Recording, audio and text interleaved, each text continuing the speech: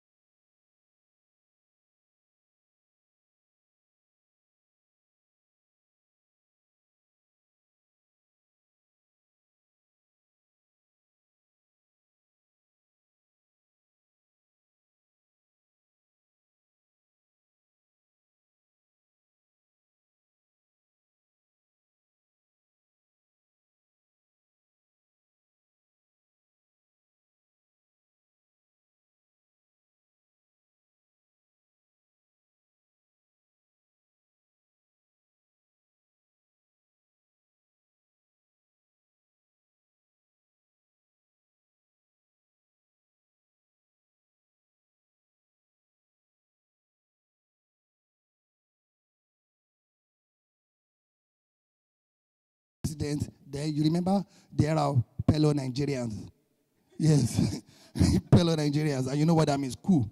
And that was when we had a lot of people, you know, when you had to go, politicians had to secure TV and radio stations.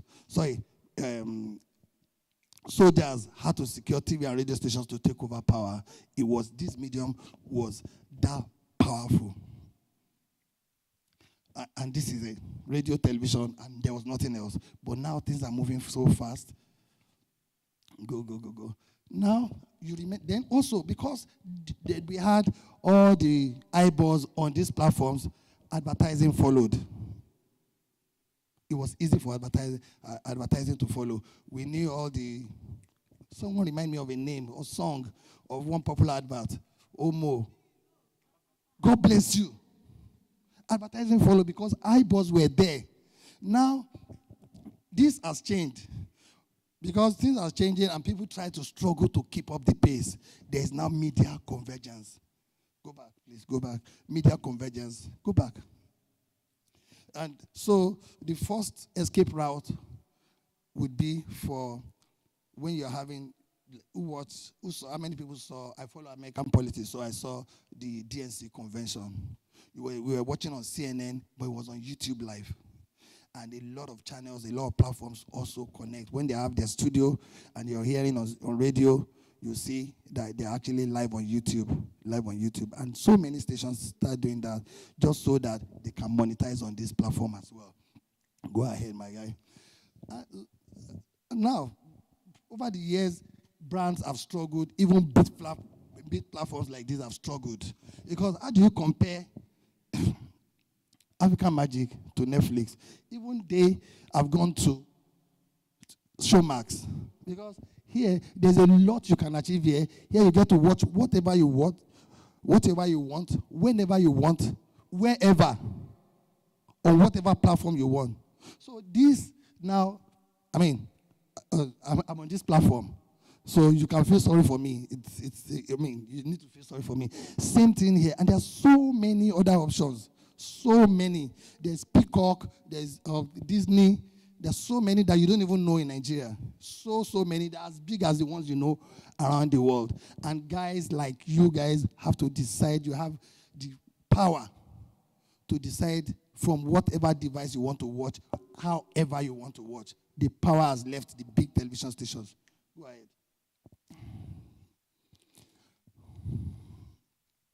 Now, there is, I can't read some of these things again. There is now the beauty of algorithm. Why are you waiting the phonies? No, this is actually medicated, actually. They have my medications in them. There is now the beauty of algorithm. Algorithm gives you, it checks the user behavior, gives you more of what you want to watch. And it suggests to you what you should watch next and based on your behavior. You are like in your room full of your favorite candies. That's what algorithm does for you. And you can't get that on TV. TV gives you whatever they want to give you, but algorithm tells you and shows you what you should watch based on your interest and your behavior. Thank you very much. Next slide. Now, internet is so crazy. You now also be able to check where people are watching from. Now you see that this one, like 60% of people watch from their mobile devices or get content from their mobile devices. I can't see. This screen, don't help me. They watch from their mobile devices. And you can now check what devices you need to...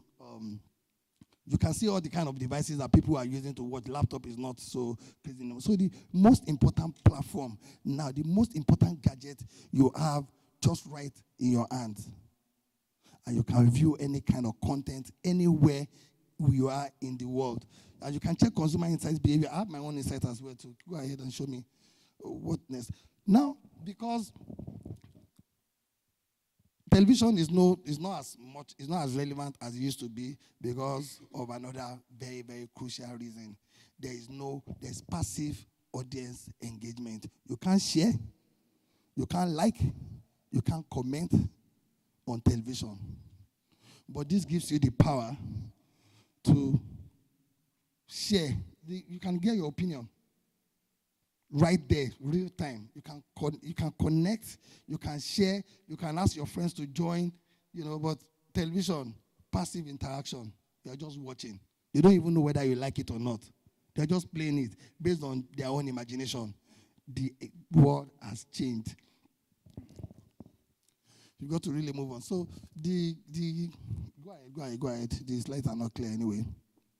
Now there are key metrics in digital advertising. The guys advertising are checking the click-through rates, impressions, and so many other factors, just to know where to place their advertisement. Money is no longer wasted. It is actually really deliberate, and they put it where they know that you're going to see it. They check where they get their audience, and they advertise directly to those guys that need it. Not anybody. It's not. No, go ahead. Now, there's the role of copyright.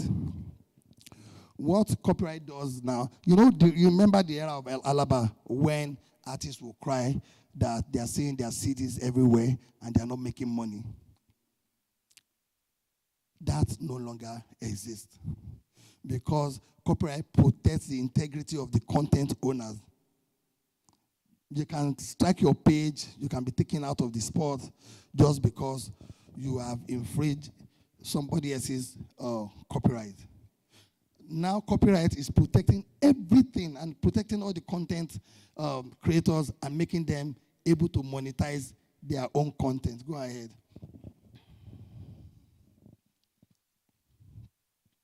And because there's copyright, people are spending so much money in producing their content. And advertising is following the content. Advertising follows eyeballs. Yeah, you're not moving at my rate. And so you can get the reach, data-driven insight, and return on investment. Just because you can protect your creative materials, advertising is following. You can check all these things. Go ahead, you're not moving at my pace. And I check my own personal insights. I know the people that are following me. I know where they are. Most of them are in Lagos. Some of them are here. Some of them are actually following me around the country. And 70, you can even check the gender if you want to advertise directly to male or female. So there are products that are gender specific. You know that this is for female and this is for me. This is my own insight. This is my own personal insight for my own page and all that. Now, rise in monetization.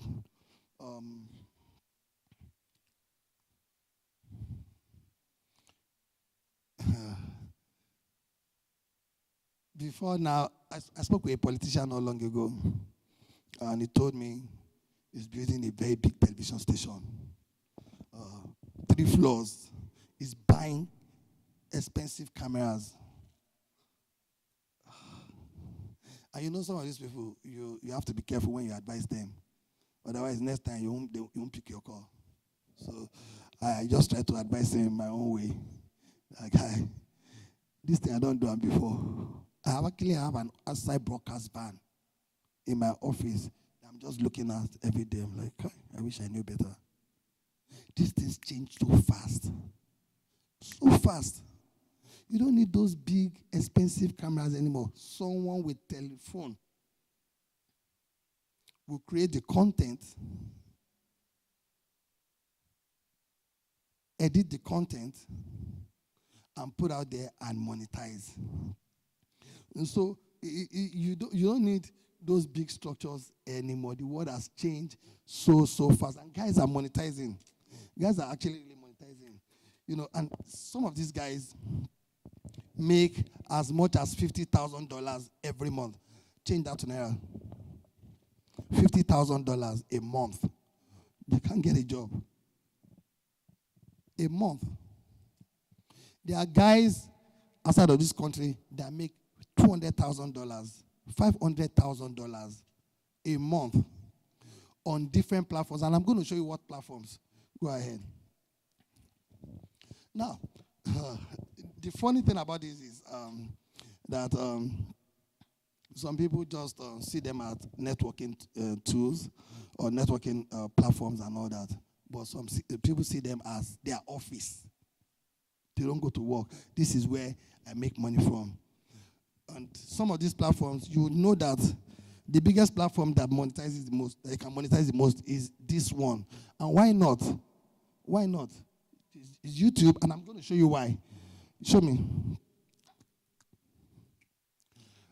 Because almost half of the world population is on YouTube. Sorry, is on Facebook. Almost half of the world population is on Facebook. And you can monetize the most on Facebook. Then YouTube. Guys are making money. I have a friend, a younger bro, that is a younger friend that he lives somewhere in the US. He doesn't come out. He wakes up when Nigeria wakes up. 3 a.m. he's up. He has only one phone. No staff. No staff. He makes more money in this country than, from this country.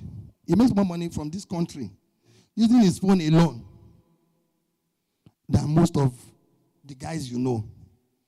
The guy drives a Rolls Royce and is building a mansion abroad now. He doesn't go to work. He has his phone. And I'm sure you know who I'm talking about. He has his phone. He makes a lot of money just because he has cracked the code. He has cracked the code. Show me.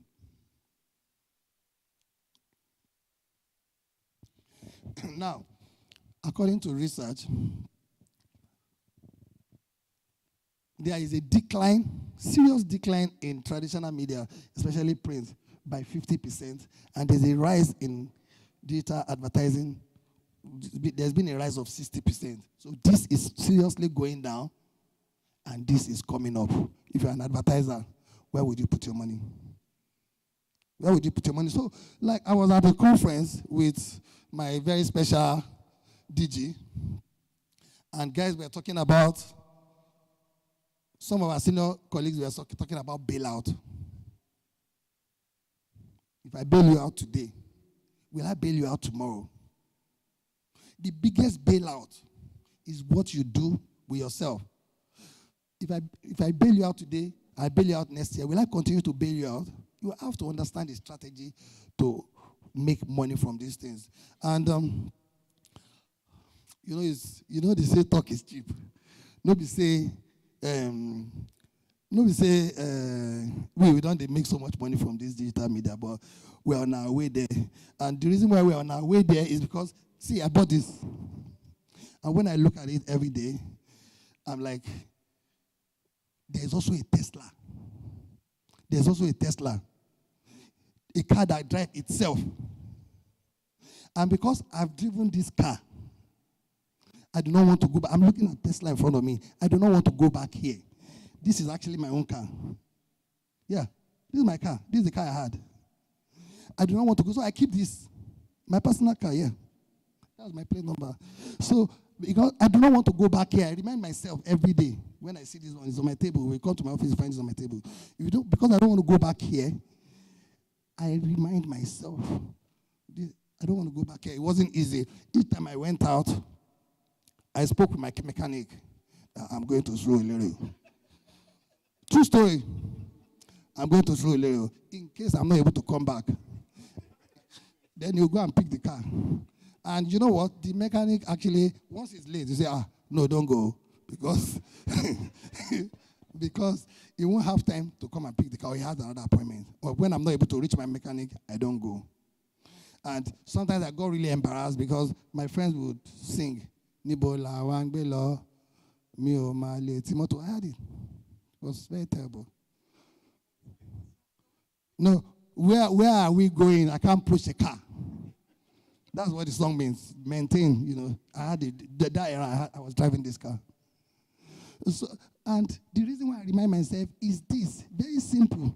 By 2028, digital advertising would have risen to 71%. Meaning if you have a television station, no money. No money. Because especially those guys, or otherwise, those guys that are not planning digital. Because we have numbers. We have numbers in Nigeria now of telephone users, data data activated telephones. Yeah. So it's really there's really no going back, and there's no surviving it if you are not forward thinking. If you still think we're going to go back to another era, and guess what? There's even a bigger monster. And you know this monster is called AI.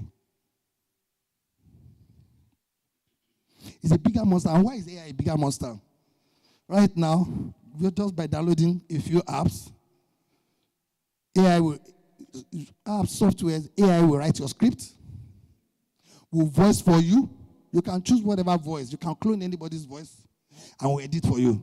So if you're an editor, now, be thinking, you are next. You are next. AI is coming for you. And guys are beginning to get more awareness and learn more about these things every day. So where are you going with AI? Go, show me. And yes, I was enjoying it. Don't worry. Don't worry. Because this thing they put me for body. All right, guys. Thank you very much.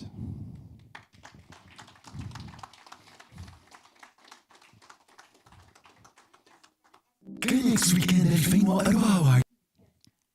KX Weekend 2024.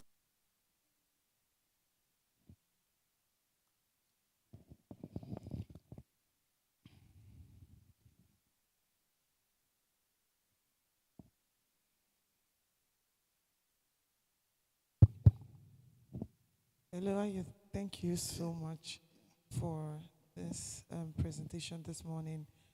So, you showed us where you are coming from, but where are you right now? Okay, good question. Don't let me brag. We're not there, so you come back. If you check, you can check on your phone. In my own space,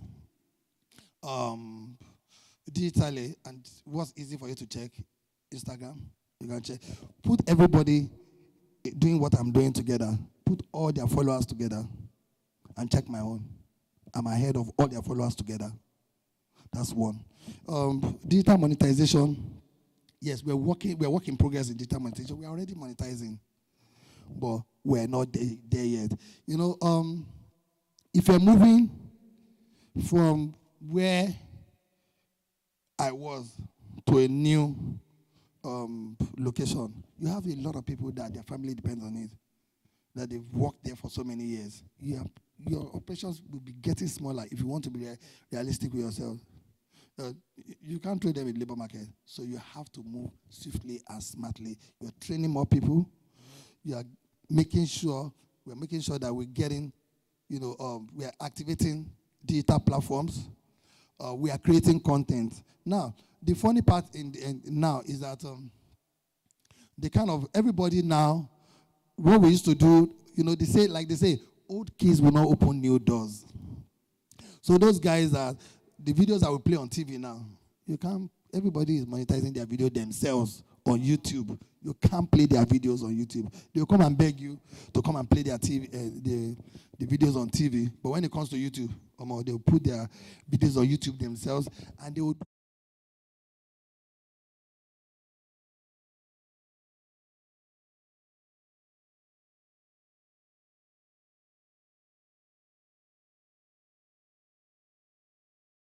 This guy, this lawyer, God bless you. You saw the video too?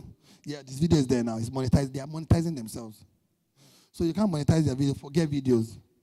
It's not your intellectual property now. You can't monetize it. They'll still come for you for TV. So we are opening new channels, and we are leading the pack in the new space. We're not there yet, because you have to take your time to kind of like shut down some things, and begin new stuff. Sorry, just one more question. Do you see yourself leaving traditional TV very soon? No, not now. Not now. We go work out together now. You understand? We are there. We work out the guy.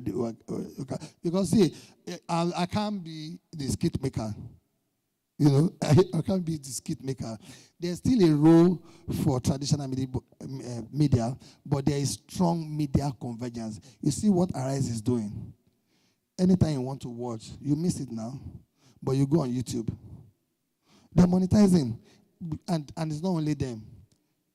Check all the major media platforms in the world. They are monetizing. So there is a role of media convergence. When you do the special, when you create the special content, and by your power, your connection, you have those guys that the skit makers cannot talk to.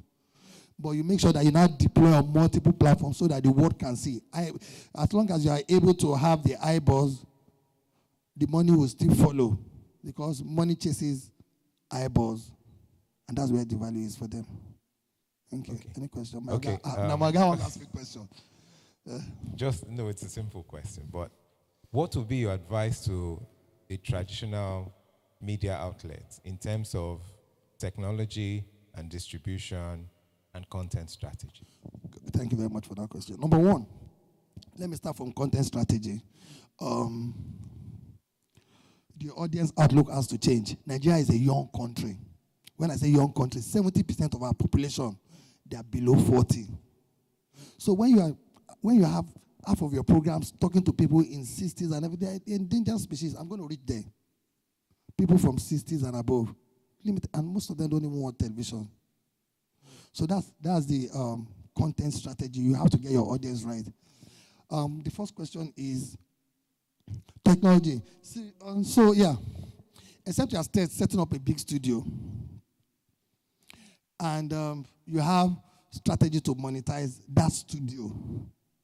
Do not invest $2 million in setting up a studio, because advertising is not going to. If you want to get your money back from advertising, it's not going to happen. You know. And there's another question again on distribution. You see, there is what's that guy's name? Marshall McLuhan or something. The guy that predicted that the world would be a global village connecting via internet that was 62 years ago. Someone saw this 62 years ago. That once the world becomes a global village, things are going to work in a different way. So we have to be able to have content that the world is going to pay for. And I'll give an example. I'll give you examples of some of my friends. You will notice that there is a slight shift in some of the video productions that we're doing now. Because you can't compete with Jackie Chan. You can't, and I'm saying Jackie Chan because I know Jackie. You can't compete with Americans at what they do best. Guys have gone to the village. You see where Kule Afolanyon's Cap Studio is? They don't have that setting. They want to see. They are curious. And I know that Moabudu has something, a video, like, what's the name of that video? There is the Jogbo. There is the Moabudu's one. What's the name of the video? No, literally, there's another one. What's the name of that video? Eleshoba, God bless you. Eleshoba, you get eyeballs from all these things because you're not talking to Nigerian audience alone. They are curious. They want to see. They want to see.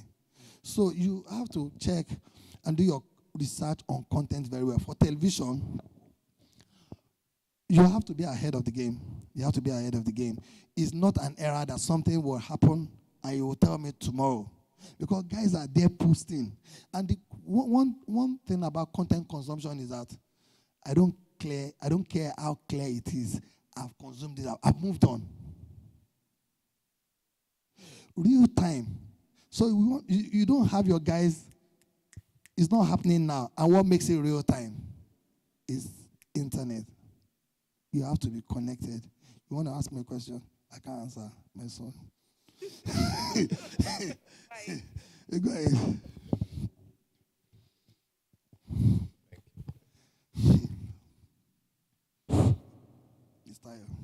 Mr. Ayo.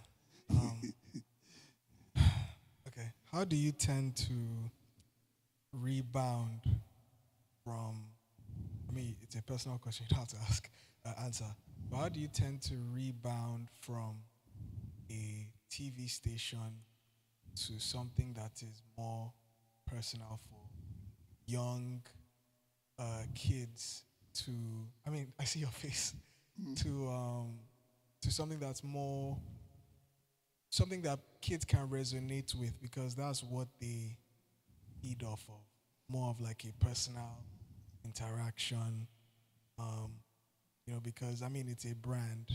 So how do you tend to? Okay, thank you very much, Tamara. You have to understand what your brand stands for and where your brand represents, and the target audience of your brand, and you have to hold that strongly.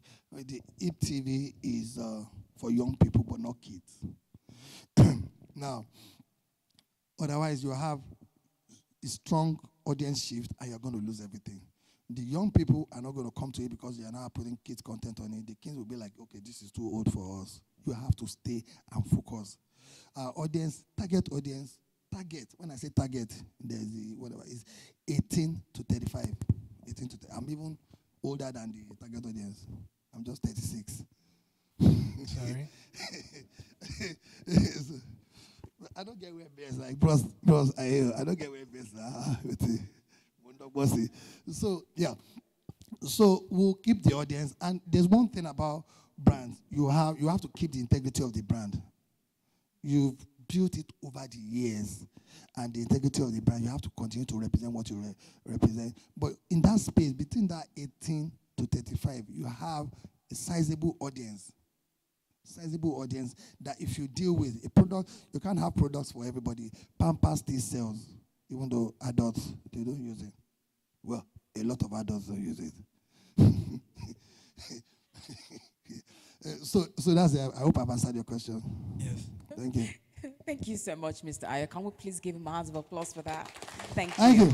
Thank you. So we're still on changing the media consumption patterns, and Mr. Animasho is still on this panel. So we'll actually be speaking to leading media figures to continue this conversation. And they are still speaking on the shift in advertising revenue from traditional to digital. This will be 35 minutes because we're still trying to keep to time. So on this panel, we have Mr. Emeka, the CEO of Afia TV. If he's here, can he please come forward and please encourage him as he comes forward. We'll have Greg Odutayo, the Group Managing Director, Royal Roots.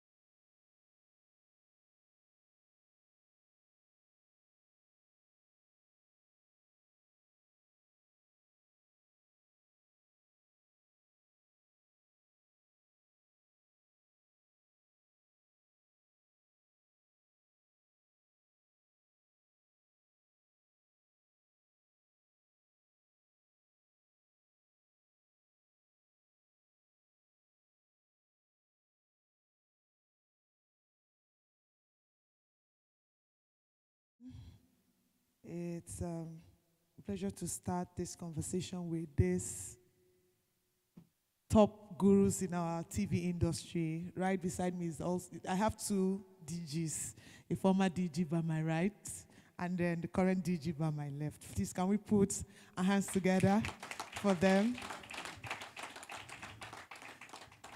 So I'm sure most of us may not know, but Mr. Emeka here seated with me used to be the Director General of the National Broadcasting Commission, and currently he is the CEO of Afia TV. And like my manner is, I will always prefer people to make their own introductions because I believe they are in a better place to tell their own stories than me. So to get into the conversation, I will ask Mr. Emeka to just give us a quick rundown, and then Femi. I think on this side, we don't need introductions because they've already spoken this morning, and then we get into the conversations. Thank you. Good morning. It's a pleasure to be here again. As Ijoma said, my name is Emeka. Got a history sort of 360 degrees. Worked in television. Actually, my work started in newspaper very early on in my career. As a journalist and worked in MultiChoice, was head of content and head of regulatory affairs for about 9 years. I went to work I tried my hand at, at running my own business in early 2003. Didn't go quite well. But then I joined government a few years later as the DG of Female Video Censors Board, before also working at the NBC as a DG. Right now, I'm involved in a new TV channel called Afia TV. So again, see the trajectory that I'm back in as an operator of a media organization, but in different times, totally different times in a digital space. Just like what I was keenly listening to Ayo, it's times have changed. But even as times have changed, I still believe that the fundamental things will always apply. Ayo mentioned it. You have a target in mind, the people you want to provide content for, the people you want to provide your programming to. You look after them, build a community around these people, and they'll follow you wherever you are. And I think that, we have to recognize that the idea of those of us who've seen analog media, who've seen digital, who've seen how internet has reshaped, and constantly will keep reshaping this space.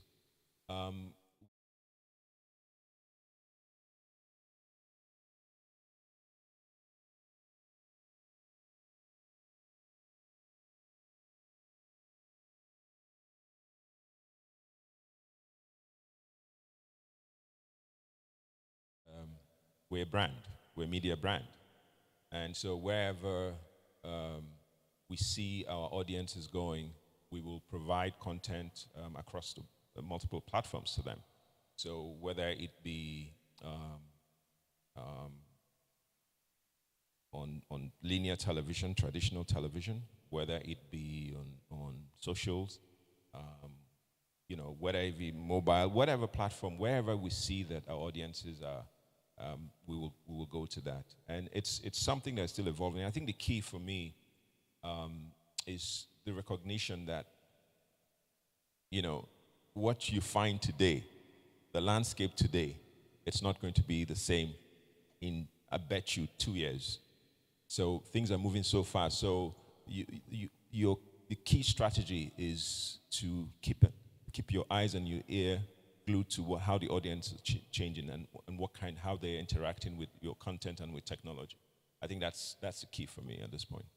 Thank you so much. I think that sets a very good foundation already for these conversations. And Ayo has done a very fantastic work in, putting us through those slides and giving us insight into where we are coming from and where we are headed.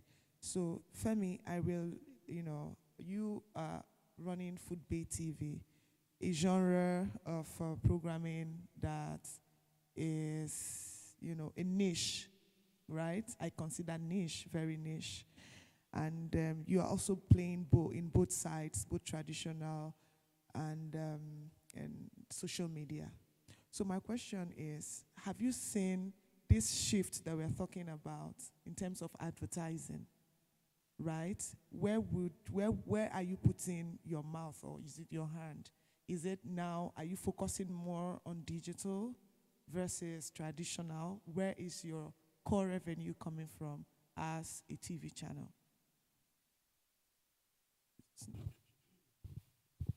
Good morning, everyone.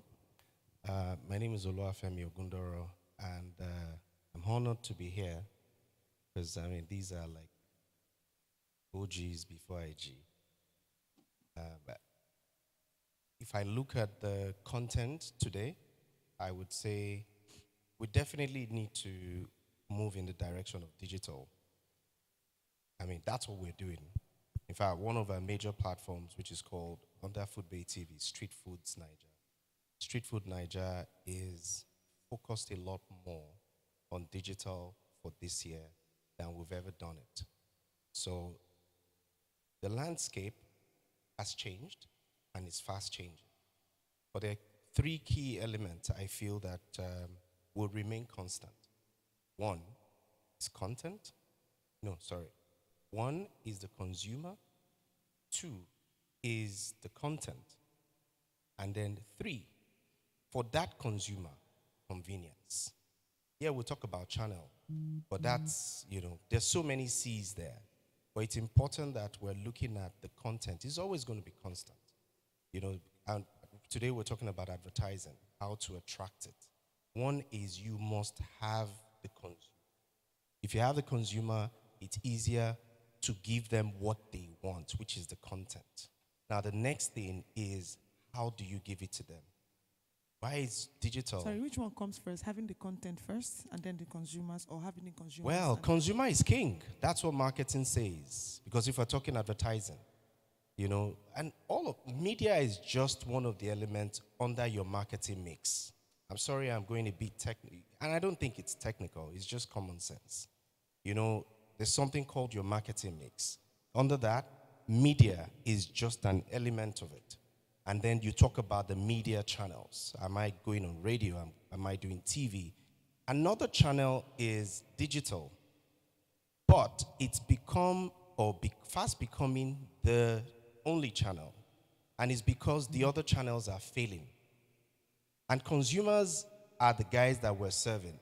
Once you don't give them what they want, they move in the direction of what is required or what they are looking for. So it's about their self-interest. And if Nigeria, in America, okay, let me start with America. In America, though the advertising budget for traditional media has stagnated, they still put a lot more money on, though it's stagnated, digital is growing, but it's not the only channel. So it means that we also in Nigeria, we need to innovate, just like Mr. Animashaw has been saying. And then let's ensure that convenience, how we deliver it to them, mobile phones. That's why mobile phones are doing so well right now. You don't need that big setup. Each time there is a challenge on a particular channel, people look for a way to innovate. And once they do that, you make more money from it. An advertising budget would only go to where people are. Thank you so much. Advertising budget will always, I think, Ayo, you also spoke extensively on, where advertisers are kind of putting their money. So for me, it's also important for us to understand, the shift in content consumption, right? One thing digital has done seamlessly for us is giving us those data, the analytics to say, okay, this, and you shared, also on that. You go on your Instagram, you can have your insights, and something that traditional TV doesn't, give and doesn't provide, and I'm not sure before it becomes extinct, because it's definitely going to be extinct. We don't know how soon. DG is smiling. I don't know if she agrees with me. Okay. So, but I want to, and I'm going to get your point on that, but the truth is, where we are coming from and where we are headed, that's actually what we are looking at now. So I just want you to help us to understand from your own experience. Looks like you're tilting more into digital, and is it because you feel that that's where we are headed? Because I'm saying that there's a threat. I believe strongly that there's a threat to traditional TV. It may not become extinct, like I said, but there is a huge threat of digital. So how are you taking on that, and how are you able to navigate that? Okay, thank you very much, IJ. I started thinking, me, I've always jumped before they shoot the building. So I started with lyrics, songbooks. I was writing lyrics, and to booklets, and I was selling. Then I moved to magazine publication. And Then we were selling thousands and thousands of copies from Lagos to Calabar, to Abakaliki, to Ilorin, to Kano, to Abuja, to Maiduguri. Hip Hop World magazine was everywhere in the country. And at some point, I started television. When I started television, I just needed to speak with some of those guys that were advertising, some of those big brands that were advertising in the magazine, and they were like, no brainer. And they jumped on NiFSTV as a TV program, 30 minutes program, syndicated across some TV channels. Then one day I got a call, from TS, why don't you come on ITV? Then I was on ITV until we know the story. And I kept, on producing content from here. We went, even as a TV program, we went as far as Brazil because we had brands that were putting money on it. As far as Brazil, we went to Paris, we went around Europe, around the West Africa to produce content relevant to our audience, on TV and on NiFSTV as a program. So by the time we were sharing the contents, when more teachers came for us, it was also a no-brainer. We jumped on it, and we still had advertising. Now, not too long ago, I spoke with one of my clients, and with the same attitude that I would go into their boardroom and be like, you know what? And the guy said, guy, and he told me what I was scared of already, what I was afraid of. That look, this company now, we have a new directive to put X amount of our budget in digital advertising, and we are not going to be able to do this. We are not going to be able to do this. By the way, are you thinking of? I said, of course. Of course. I gave him examples of what we were thinking of, with the plans we already had, and he said, hey, that one I'm interested in. This one. Because when you see at some point, on television, you have some people determine your fate, people that you don't know. They call themselves media.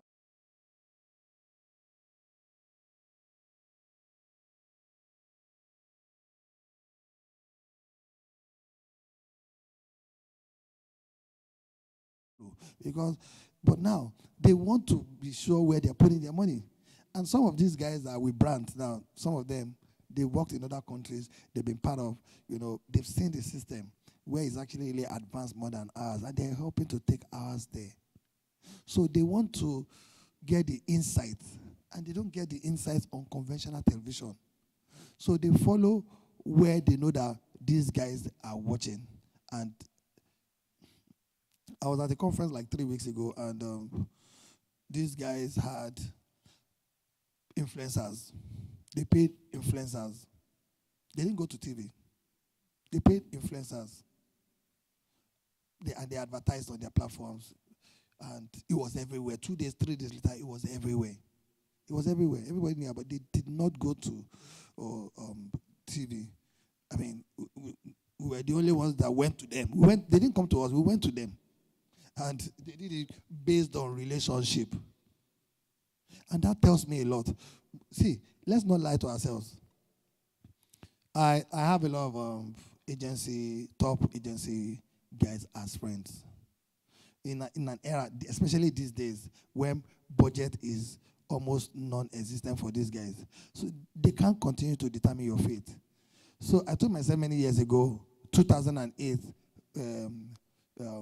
to be precise, when there was serious advert. I think the country was going through, the world was going through recession at that time and a lot of advertisers were not advertising. So I told myself, look, so what does it mean to me now? If these guys stop, does it mean I'm going to change my children's schools? Does it mean because it's third party that are determining your faith. Here you've got to put your own faith in your own hands by doing whatever you know that would create eyeballs and get views, and you'll be protected by copyright. So Albert has actually really followed that path. I don't know of another way, except, of course, in Nigeria, there are always ways. There can be a channel that one politician is supporting. just be doing propaganda for me. Don't worry, we'll be paying money. Yeah. If that is not the case, and it's advertising, the revenues, you can speak with I have a lot of relations, you can speak with them yourself. The revenue is actually going the other way. Thank you. Thank you very much. So, Gigi, I'm going to come to you from a regulatory policy point of view because, you know, everything happening around the TV space, it's under your supervision. So the question is, are there going to be policies regulating this? You know, is there going to be a regulatory? Are you going to take any stance to protect traditional TV with policies?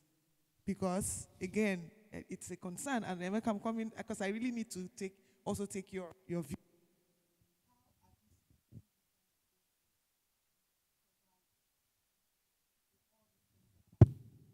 Okay.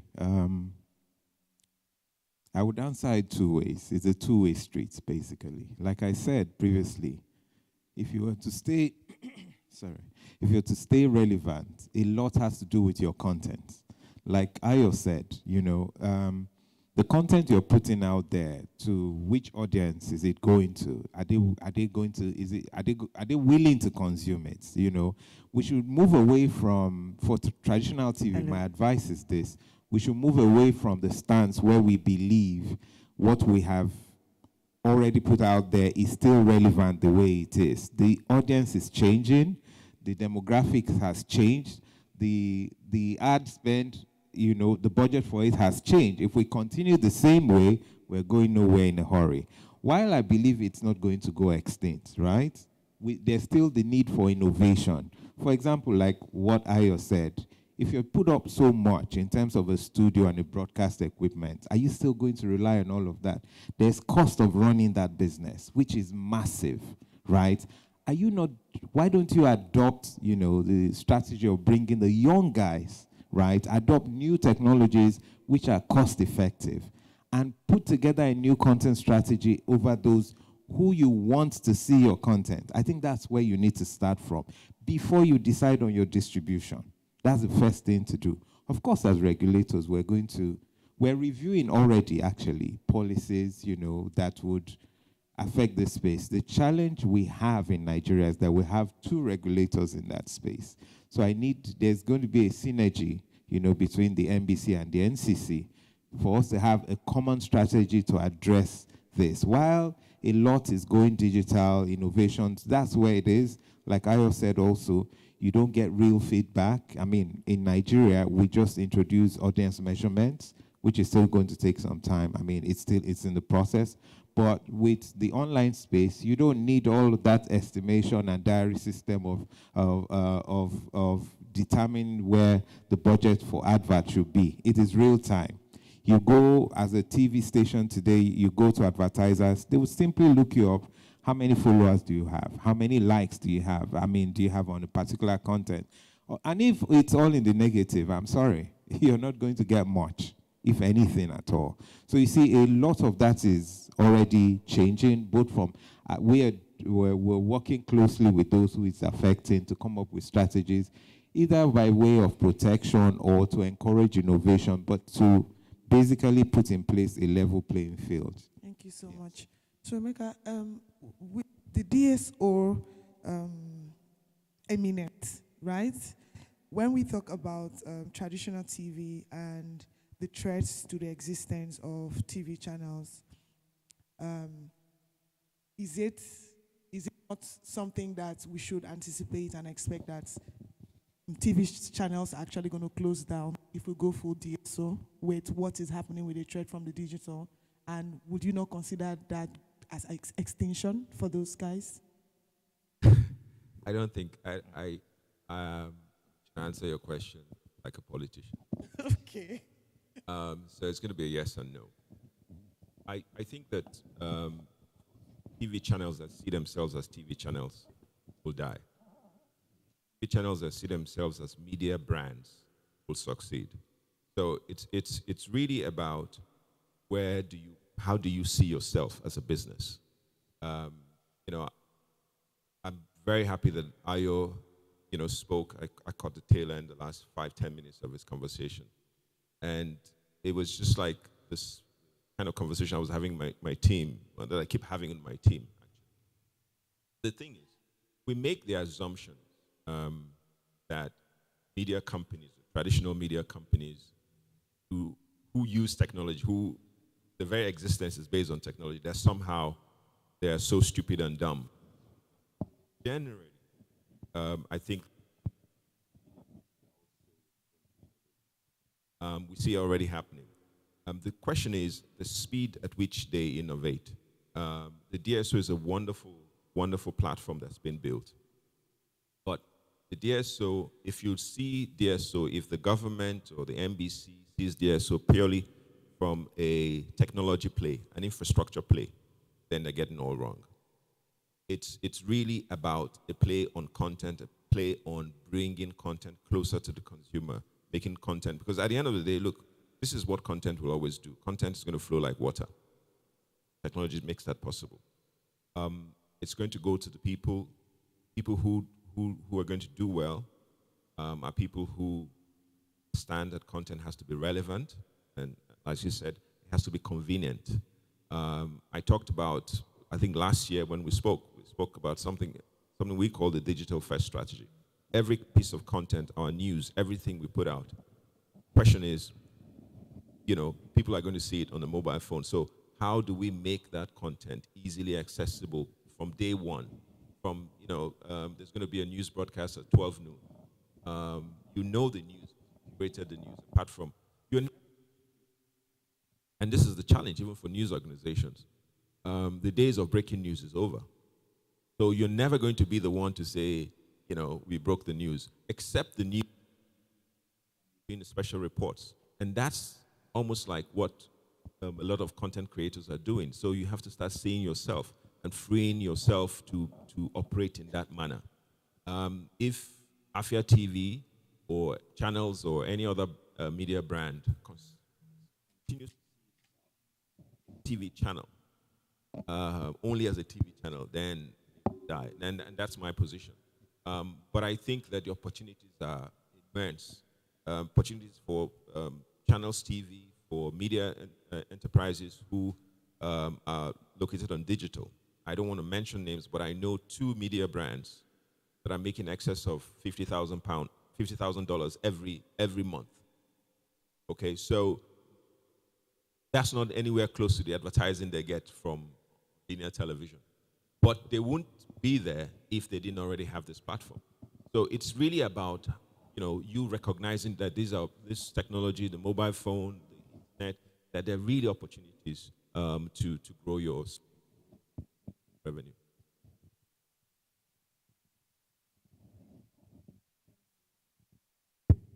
Thank you. So last year, I remember I was in advertisers conference in Abuja. I remember we met there, and I was speaking to them. I was called, invited to speak to them, and I asked them a question, and it's also ties into what we are talking about this month. I said, when Hilda Bassi did her stuff last year, right? Was it last year? 2 years ago. Okay, time really flies. And the whole Guinness Book of Record thing, right? I asked them here, how many TV channels carried that? It was live for how many hours? 72 hours, right? Did you watch it on any TV channel? Pop Central was showing live. Oh, okay, all right. But that okay, she used to. Oh, okay, interesting. So, but the point is, and I saw the shock on their faces, right? Because they suddenly realized that things have moved past them, and normally, they would have been like the guys, like he said, to determine a whole lot of things in terms of advertising and monetization and all that. But they suddenly realized that if care is not taken, that power that they have to decide for people is already being taken away from them. And that is actually part of what we are discussing this morning. As a TV channel, how, and this question is for you, Femi, as a TV channel, how do you see yourself sustaining like your audience and giving them the right kind of content that will, continue to pull advertisers for you, especially since now you're also creating content, not for television, but also for the digital space? How do we sustain? Yeah. I think we've moved. Let me speak for Foodbay TV. Like you mentioned, it's niche, but then I think we have moved, from just traditional media to digital media. And I'll give you an example. We had a show last year with Okoyemi Famakin. Okoyemi Famakin is a food critic. He does this on Instagram, TikTok, and all. But he's loved. He has followers. He can put up a post and get maybe 500,000 views just on Instagram. 100, so we created a show. It was meant for television, but at some point we changed the strategy and moved it to digital. And it was strictly on YouTube. So for us, and we got a brand. We got Coca-Cola to partner with us on that. So things have moved. How are we surviving now? We are looking more in the direction. I know we had said a lot about television, but the TV platforms are too slow. They are like Titanic. Foodbay TV has been trying to get on a certain platform, like we have talked about it, for 6 to 7 years. We don't have that time. Gone are the days where things change and move at the speed of light. So if you're not ready to innovate on your feet, then you're ready to go back to your village. Thank you. So Didi, I just want to know, what is NBC doing to prep broadcasters for what is imminent? Because Ayo said he was in a conference recently and people were asking about, is it subvention or subvention? Yes. Yeah. Bailouts. Thank you. That's the word. So, and that tells me that they are like 10 years back. And some of them are shutting down already. So, in terms of capacity, are they being enlightened? Because it seems that they are still stuck in, okay, this is who we are. You have to buy airtime. You have to, all those things that we know are consistent with traditional media in Nigeria. Because Nigeria, of course, we all know, operates a very, what I think is a warped system of, content monetization, where instead of buying and investing in content, they are the ones selling airtime and all that. So, and that is not sustainable, clearly, from what we are hearing this morning. Okay. What role are you playing in making sure that you help these guys to survive? Okay. To take the point further, we once attended a conference, and funny enough, when I resumed, I called for a meeting with media heads in Abuja. And the same question I was asked when we attended the conference out there, I was asked the same thing.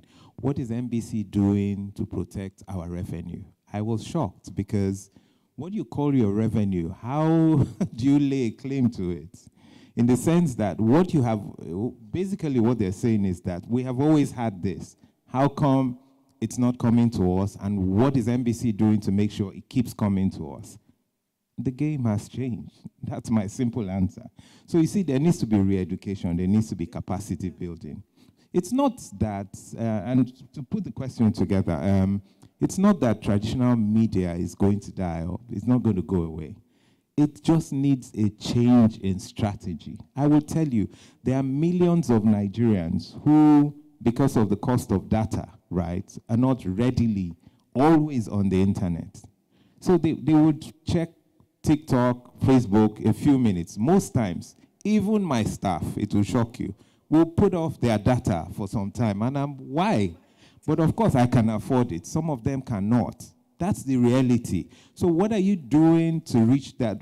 So the DSO, for example, we're embarking on, it's a multi-approach to it. There are those who will connect to the internet. I'm being fought on the fact that I want to introduce an Android into the boxes. I'm being fought for that already, And of course, there are millions of people in the villages who, for example, I think people need to go back and study what are people watching and why.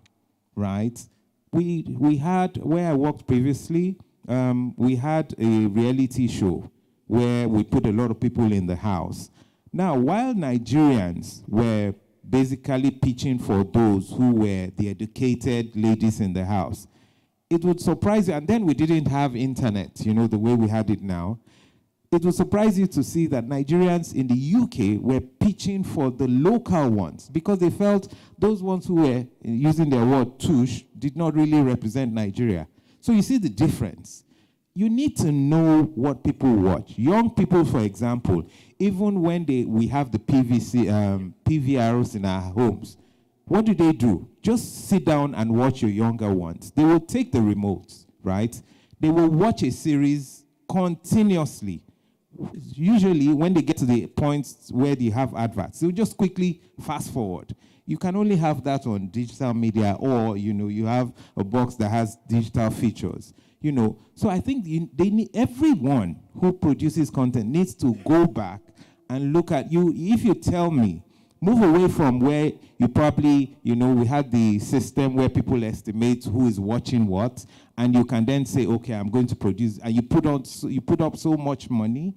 You have to target what are they watching. Start from there. It impacts on your budget. It impacts on your strategy. And then you can then think about distribution also. I think even it impacts on distribution because if the target, for example, is for me to reach those in my village, let's use those in my village, what is the best way?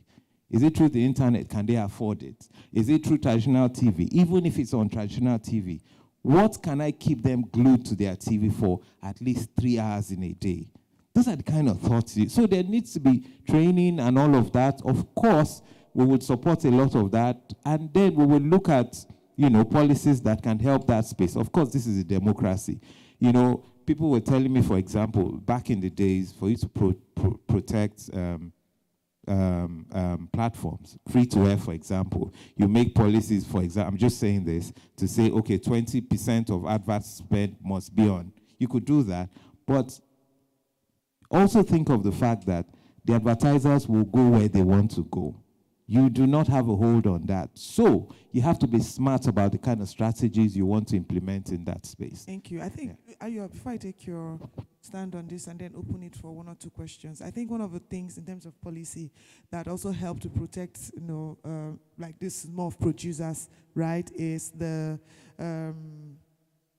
prime time slot of 6 p.m. to 10 p.m. where you can put foreign content. I think it was also a regulation of the NBC at the time when producers cried out that, okay, they were being, the telenovelas were taking a lot of the prime time, and of course, that was where the advertisers or advertising was going to at the time. So, so it means that there are actually some things that can be done in terms of policy and regulations to try to protect. But also, NBC should also look at data, helping the traditional broadcasters to have data and studies that are also showing this is what is happening, because that will also help to educate them.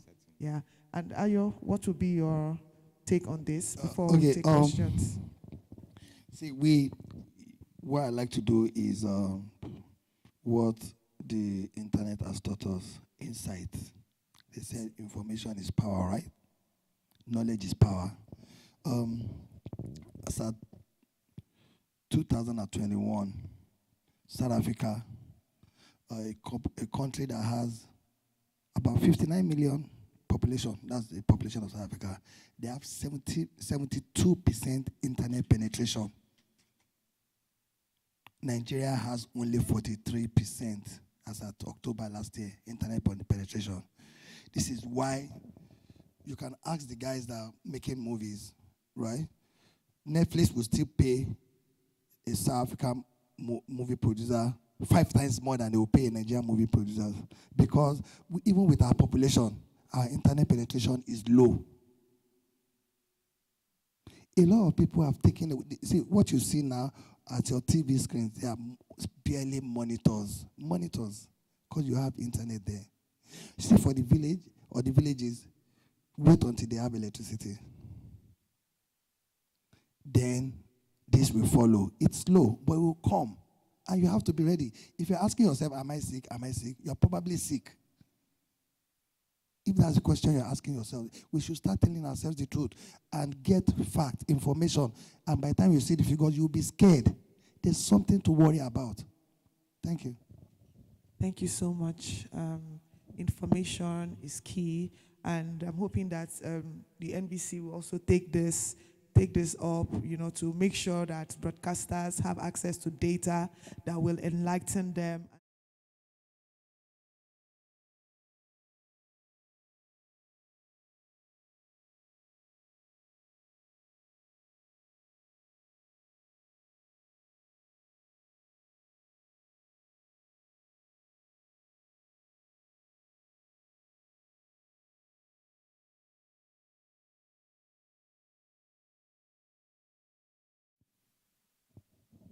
Thank you. Thank you so much. Can we please put our hands together for all the insights that...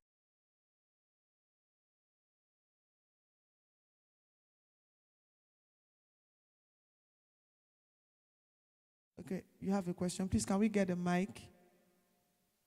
Okay, question or contribution? Thank you. Okay. Good morning, ladies and gentlemen. My name is Ahis. I presently run a TV for a travel industry. So this particular venue, Madam, thank you very much for actually bringing this program to this industry. This is my industry, the aviation and travel industry.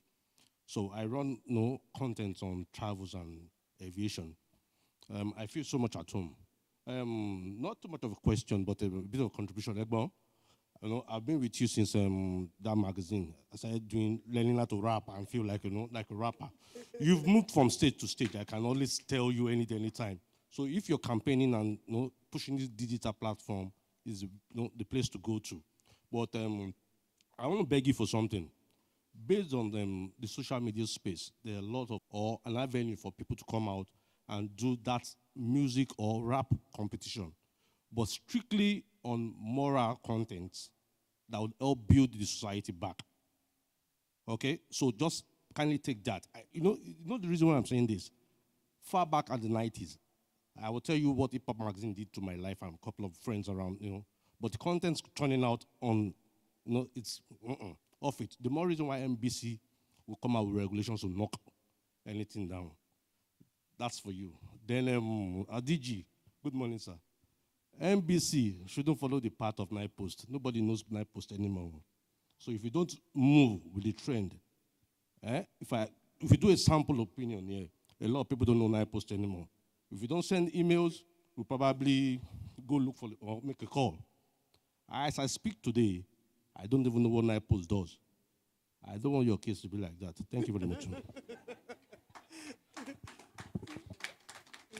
So you want to respond to him? Okay, thank you very much, and thank you for following over the years and all that. You want make I look? You call me a boss. Your beards are white. Me, I don't even get. Okay. See, there's a problem, and it's fundamental. I was watching what Ronaldo said, yesterday, that his 14-year-old son doesn't have an iPhone because of the kind of content he consumes and all that. I don't know how it's going to stop, but if you're looking to make money, let's just start with something. Put this conference out there and put it on YouTube, and put on the side, just post another one. Guests that are just yarning rubbish, shaking yash. See the one that has more followers. And if you want to make money, if you're just these young people that all they want to do is make money, and it's by views, which one will you post? I'm asking. Please, somebody answer. That's where the problem is. Any conversation that is serious, these young people, even the one that will help them, forget about shaking hands, even the one that will help them, most of these young people, they are not interested. They just want to have fun. Era has changed. A lot of them don't even read. They have AD, or whatever. It's actually affecting a lot. Yeah, God bless you. Attention, something deficit, whatever, I've forgotten. It's affecting a lot of them. attention span is so short. He's laughing. Attention span is so short now, which is why even on YouTube, most videos that have the highest views, once it begins to get to 15 minutes, 20 minutes, the views begins to drop. 5 minutes, 8 minutes, 10 minutes, 12 minutes standard. They're bored. They want to jump to the next one. And you know what? It's like I said earlier, like a kid in the candy store, you have candies all, which one I beg, like, chop this one, so chop this one, chop this one, chop this one. So the content is actually what is driving the eyeballs. I don't know the solution to that. I don't get solution. Thank you. Oh my goodness.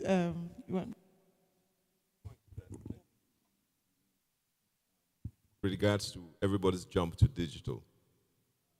And this is a fundamental issue.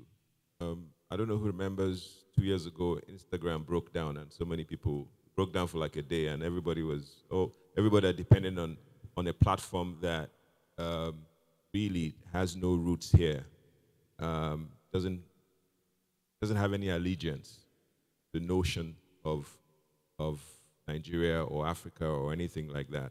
Sort of harkens to, the algorithm is skewed in a sense where it's pursuing eyeballs, attentions. So I think it's like saying we want to go digital, as Ayo said, but we don't have broadband. Okay, so it's also important that the infrastructure side of things, the distribution platforms that they exist with a local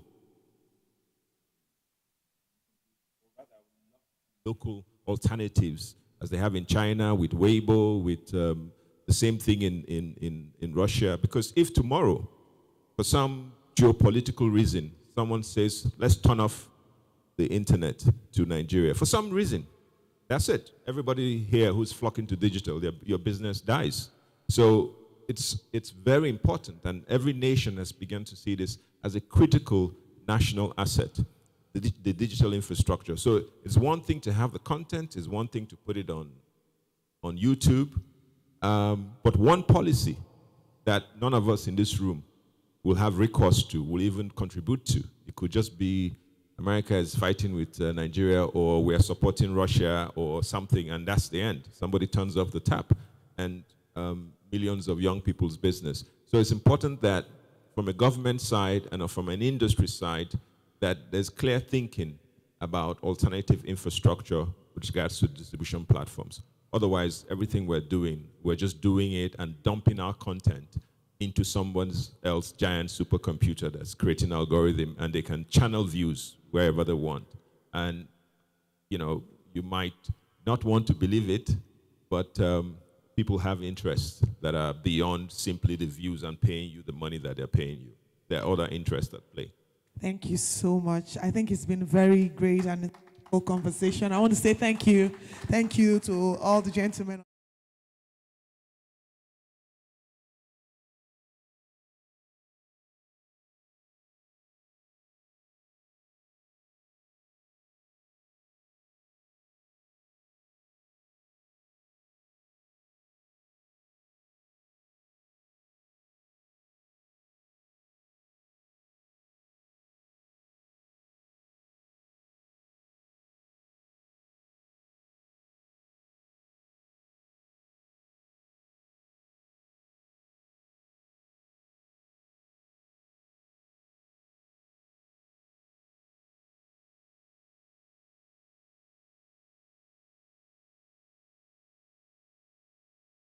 On this panel are Femi Odugbemi, the founder and executive producer of 024 Media. We have Isioma Idikwe, who is a partner at Punica Athenian Solicitors. There's Ikechukwu Obiaya, the Dean, School of Media and Communication, Pan Atlantic University. And then we have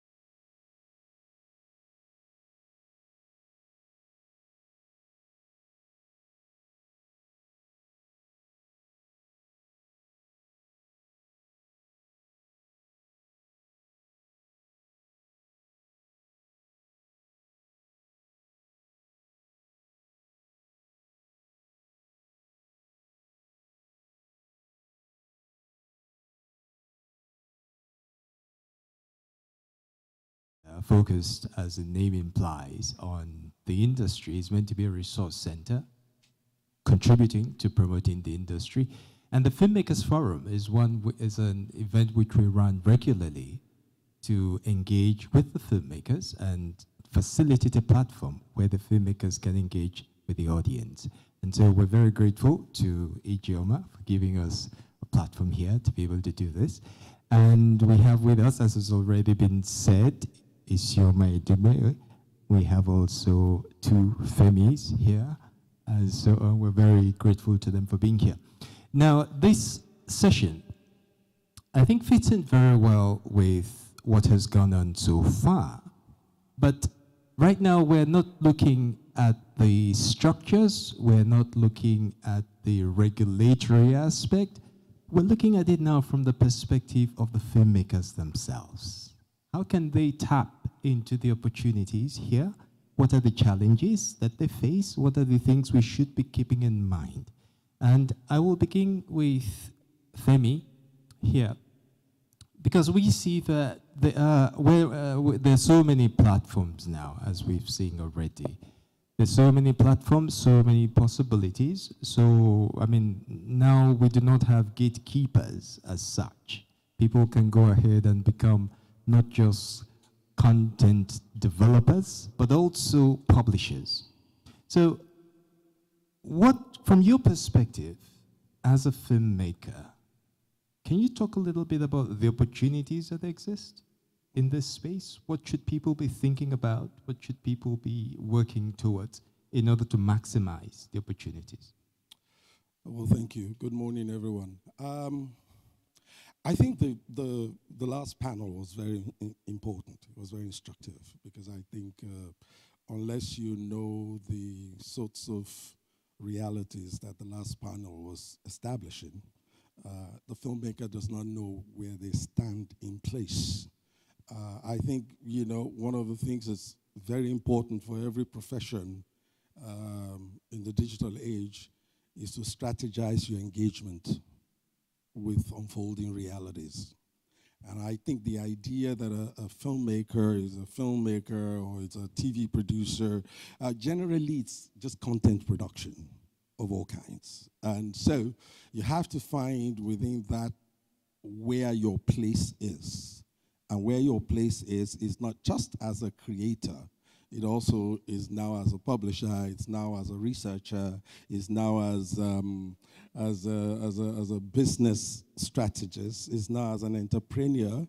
And I think for filmmakers, the real opportunity is not just the opportunity to create without supervision, it's also the opportunity to create strategically and in a targeted way with an audience that you know, which I think is going to be the real margin, is that the most successful content creators in the next flip of time will be not just those who create very well, but those who understand, well, you call it niche, filmmakers call it genre. I think the most important is not just the one who creates what he wants, but the one who knows for whom he is creating. And I think that's going to be big. There's going to be smaller ownerships of spaces, is what I call it. People who know how to do a certain thing would also have to decide if doing that certain thing is what they want to continue to do, or they are going to create an institutional engagement with the audience that allows them to, in a funny kind of way, become the curators for a segment of audience whose tastes and preferences they understand. So for me, it's an exciting time to be a content creator, because you get to decide, you become your own gatekeeper, not just creatively, but in terms of how you engage. Just to piggyback on that, because you have said that there should be an element of research, you have said that the filmmaker should know the audience and the audience needs. Now we see, for instance, that YouTube has become a huge platform. People are producing content and uploading on YouTube. And it's really, you could say people are being driven by the hopes of making money. And many times, not understanding really what is required in order to get there. Do you think that in the long run, this is a viable platform for many of our filmmakers? Well, I think we tend to kind of just piggyback on things, which is why I think that, the content creator today must spend more time with strategy than with production. If you really don't, if you just hear that people are people are making money in something, I just start creating that. That's really where we are now. If somebody makes a comedy, you hear it made this amount of money, everybody starts to try to make that. And it's really ridiculous because essentially the blue ocean strategy is to find the reason that person made money is that they're doing something nobody else is doing.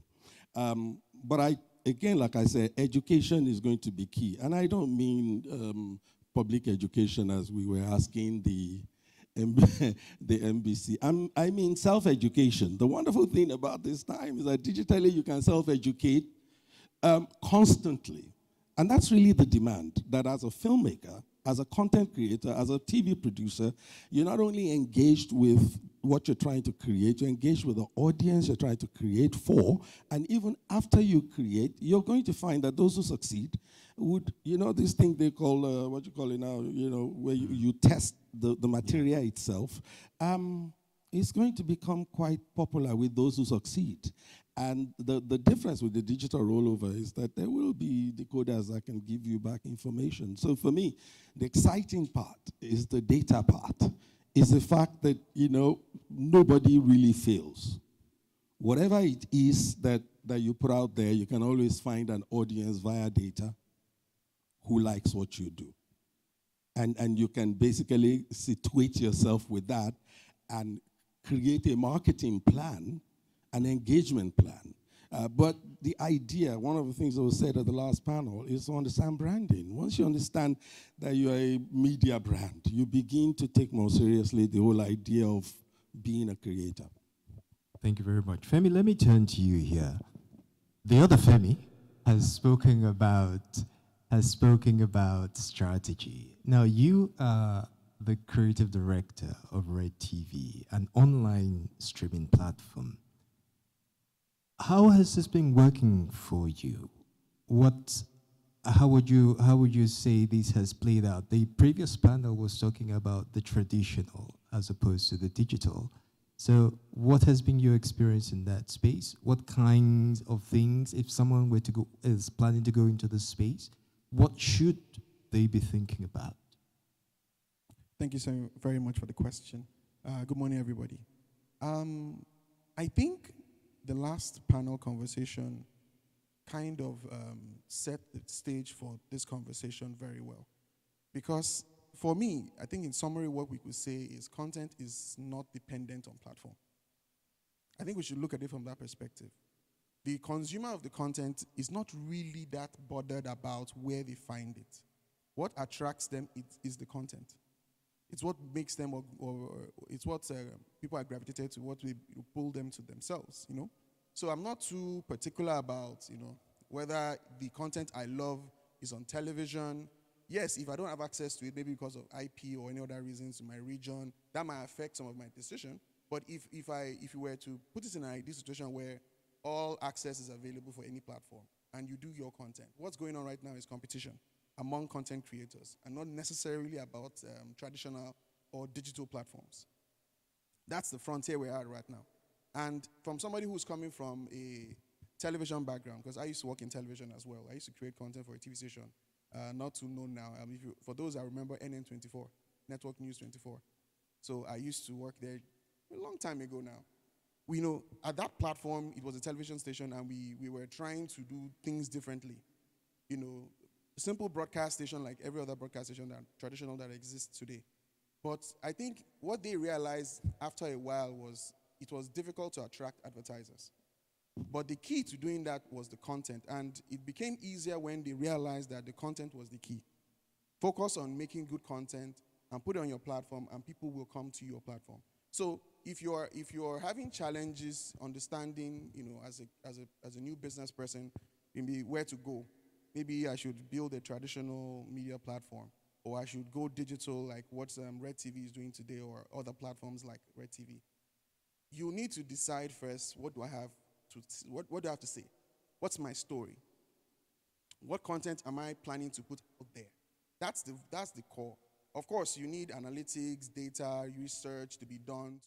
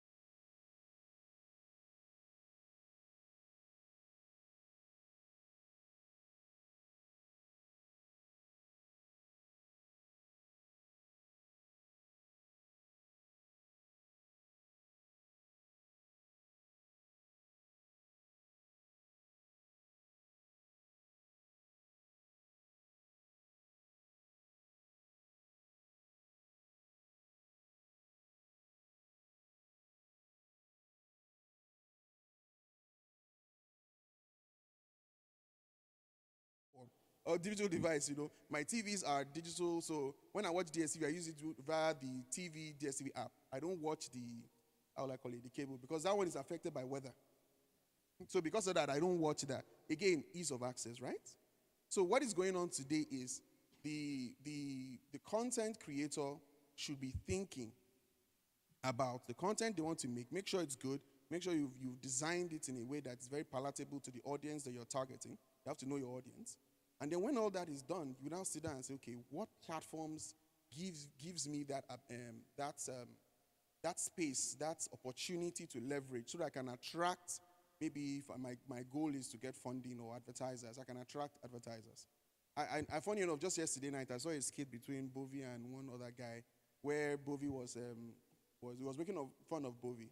And, the point he was trying to make is this: skit makers and comedians. There's a difference. There's the conventional comedians like Bovi, and then there are skit makers today like Lai, right? So, there are stand-up comedians and there are skit makers. Stand-up comedians are necessary skit makers, right? And vice versa.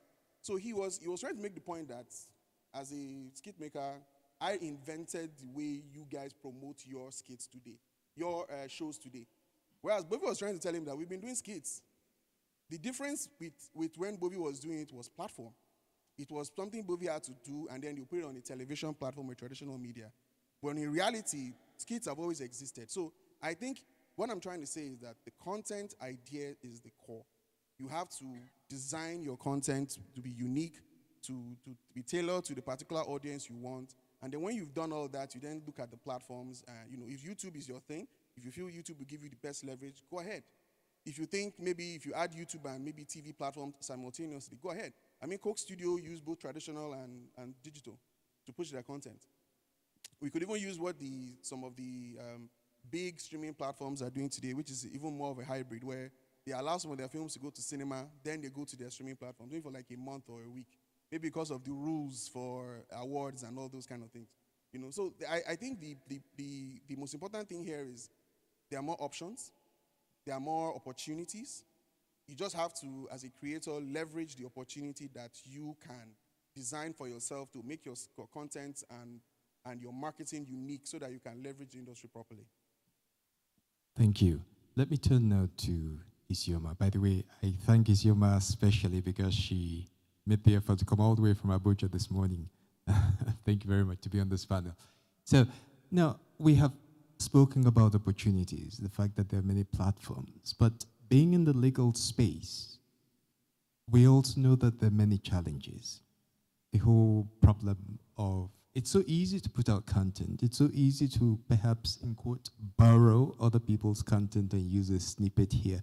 But what are the possible pitfalls in terms of protection of copyright? If I put my stuff out there Now I publish it myself, for instance.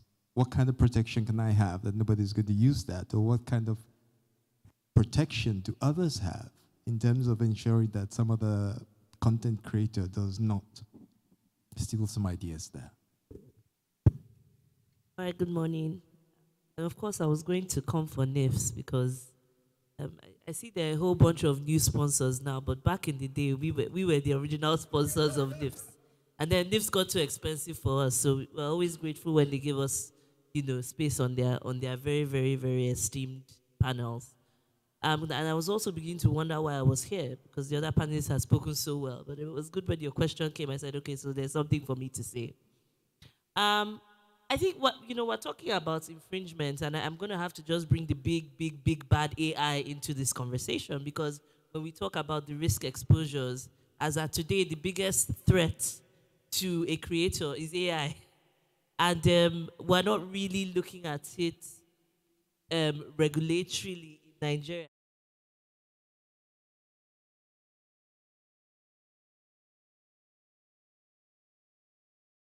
About education, but I want to dive a little bit deeper into, when we talk about education, there's always a heavy focus on, storytelling, writing, the cameras and all of that stuff. And I don't think we focus a lot on the business education for creatives, because you're now having creatives be entrepreneurs and they are completely unprepared for that shift. And so there has to be an emphasis on how do I educate myself about the business in which I am involved.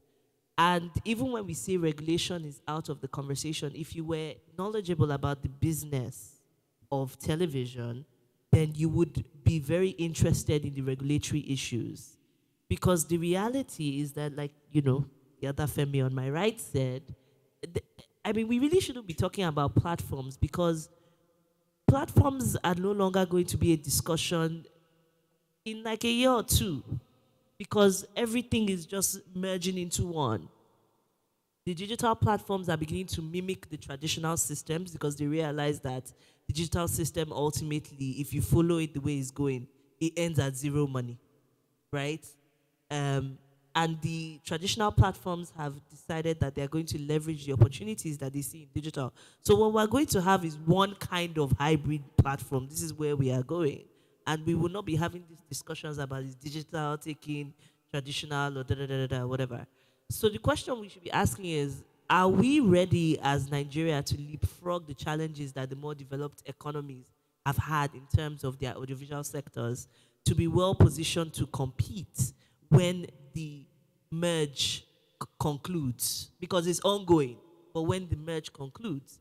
And Nigeria is so well positioned to leapfrog, because we have we're fun and interesting people like the Americans, right? So people like our content. We have a demand for our content. We're able to make content cheap. Now, part of it is a pro and a con. The pro is we do a lot of rubbish. Sorry, the con is we do a lot of rubbish, with all sense of respect. I speak as a consumer now. There's a lot of rubbish. But the other side of it that is a strength is that there's a way that we could look at this and say we are really able to make production really cheap. So how do we make production cheap and increase our quality, so that when we go back into the global market, because again, like I said, the platforms are now merged. It's now a hybrid platform. The other part of that is that it's now a truly global place. So you're no longer just a Nigerian production company or a Nigerian TV station. You are a global. You can actually play globally, and you need to be prepared for what that means. So it comes back to my point. You need to understand how this business works, what makes it tick. And if we come, directly to your question about intellectual property, it's the simple COT, the chain of title. It's the chain of title, and people get this wrong all the time. It all comes down to your chain of title. You have to respect and understand that by default, whenever you're dealing with anything in the audiovisual sector, it's a huge collaborative effort, and that all those collaborators have intellectual property rights interests that form ultimate intellectual property. Like, this intellectual property is not just this thing on its own, it's a bundle. it's almost like a bomb. You have to look at it like a bomb. And if I don't control this bomb, it can blow up in my face. So you have to always make sure that your chain of titles are locked in properly. And that comes from understanding your business and creating. I've had cases, and this was something that happened with a big digital platform where someone that was working in the office just took a small image from something someone had done online and put it into something that they were doing for a huge multinational company. And this small mistake creates, again, the bomb went off, and then they call me thinking I'm going to go in guns blazing when you're guilty. It's to kneel down and beg. It's to kneel down and beg. You understand what I mean? And we're able to resolve it, but that then raised a flag that there was a problem in the structure. How did this happen that this small guy was able to take this little? Who cleared it? What's your clearance process in your business to ensure that the big bagged COT is clean? You have to look at your intellectual property like land. If I'm going to buy land, it must be unencumbered.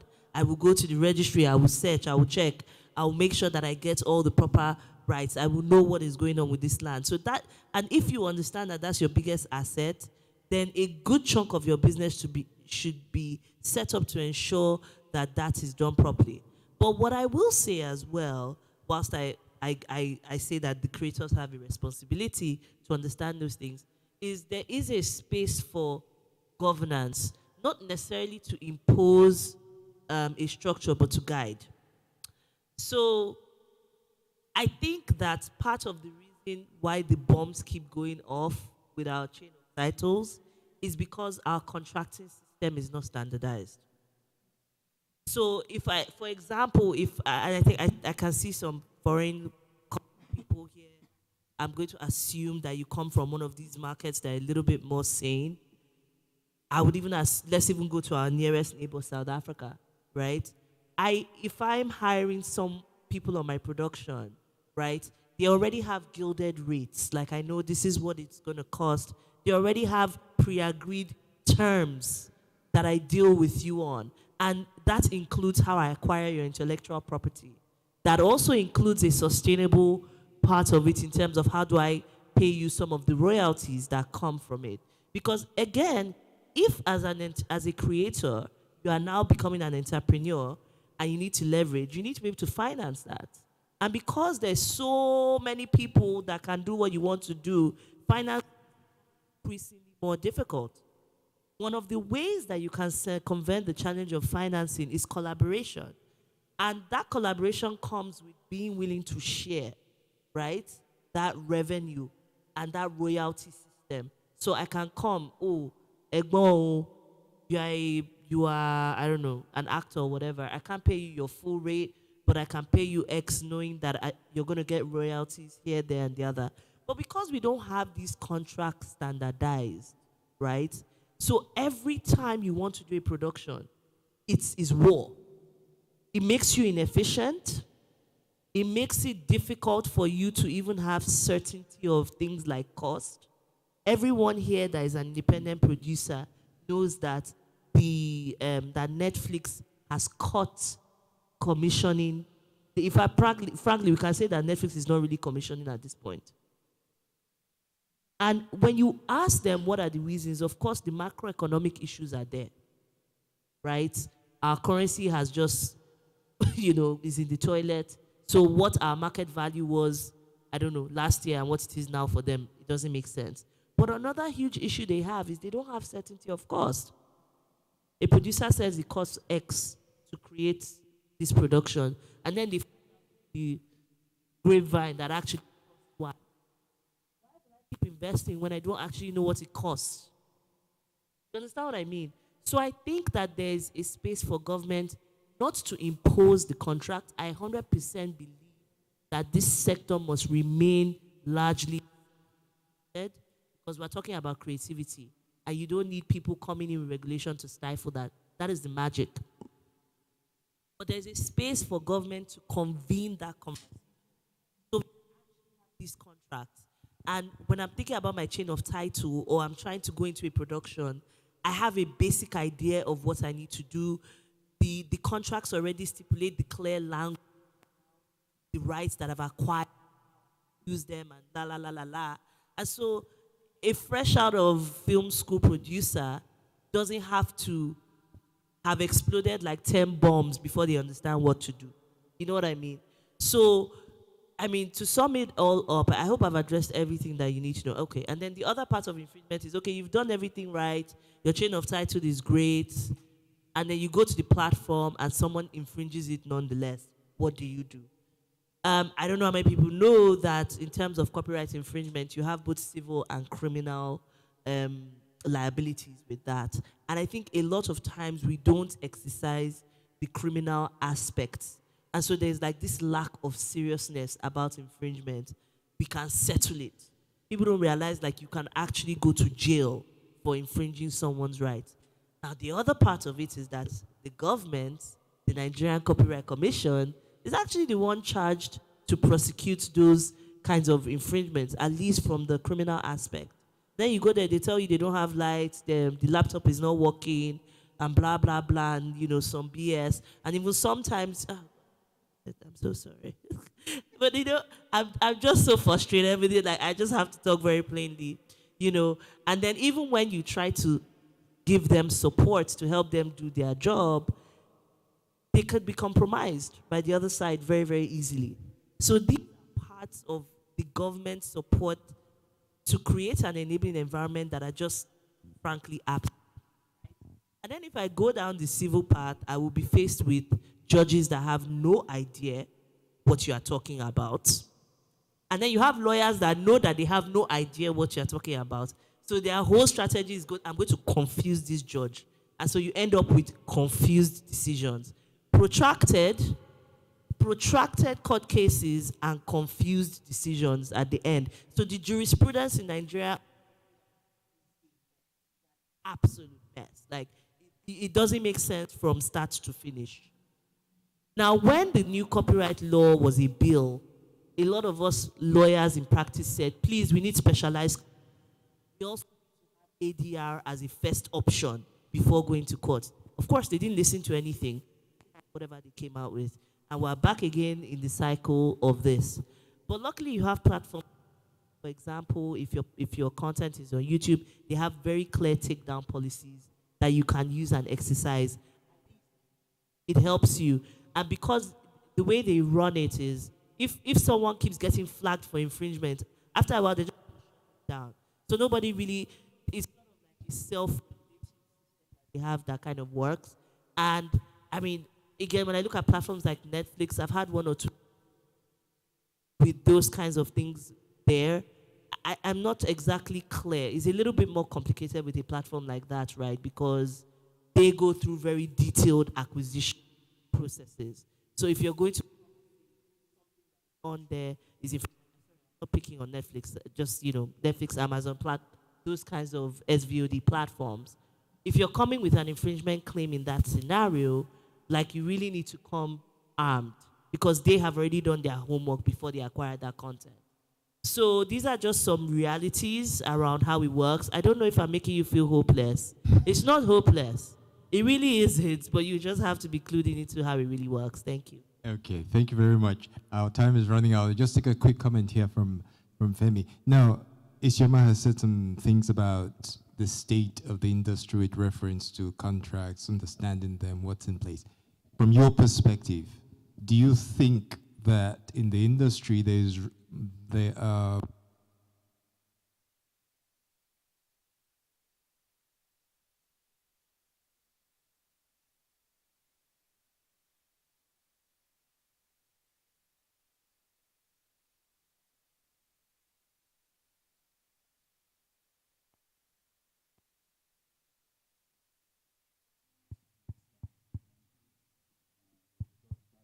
You've got so many different schools. I was part of starting off the talent factory, and one of the things that I think is clear is that any film education, includes with it, things like ancillary documents, things like contracts.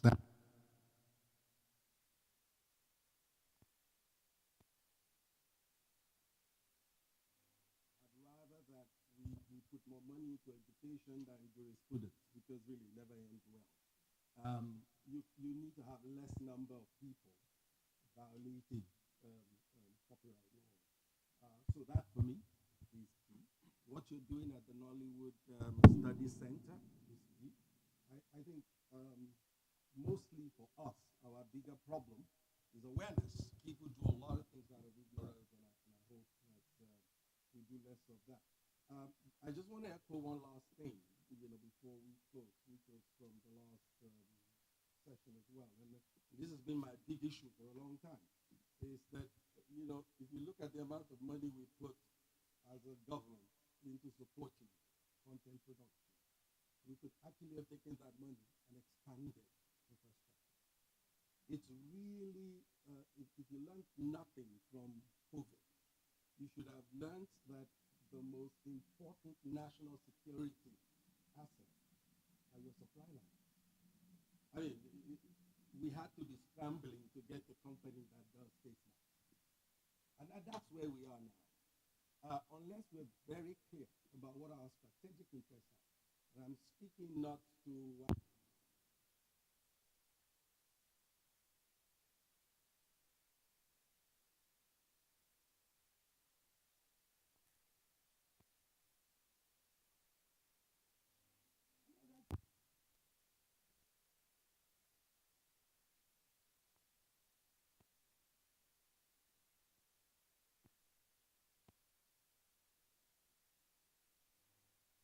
move away from regulating it to actually incentivizing it, catalyzing it. And it's not by giving money, because basically the strategy has been to bribe the filmmaker. But you see, they create all this stuff. Where is it going?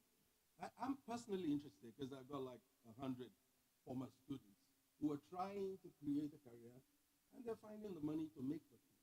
But they're finding that after they make the film, they're not able to make any money. Because by the time the distribution companies, who are animal in their negotiating tactics with emerging filmmakers, you make a film with 100 million naira, and then you end up after 6, 8, 10 weeks, we change. And now the same people are the ones that are going to beg Netflix to put you on the platform, and then you are geo-blocked. At the end of the day, it's ridiculous, isn't it?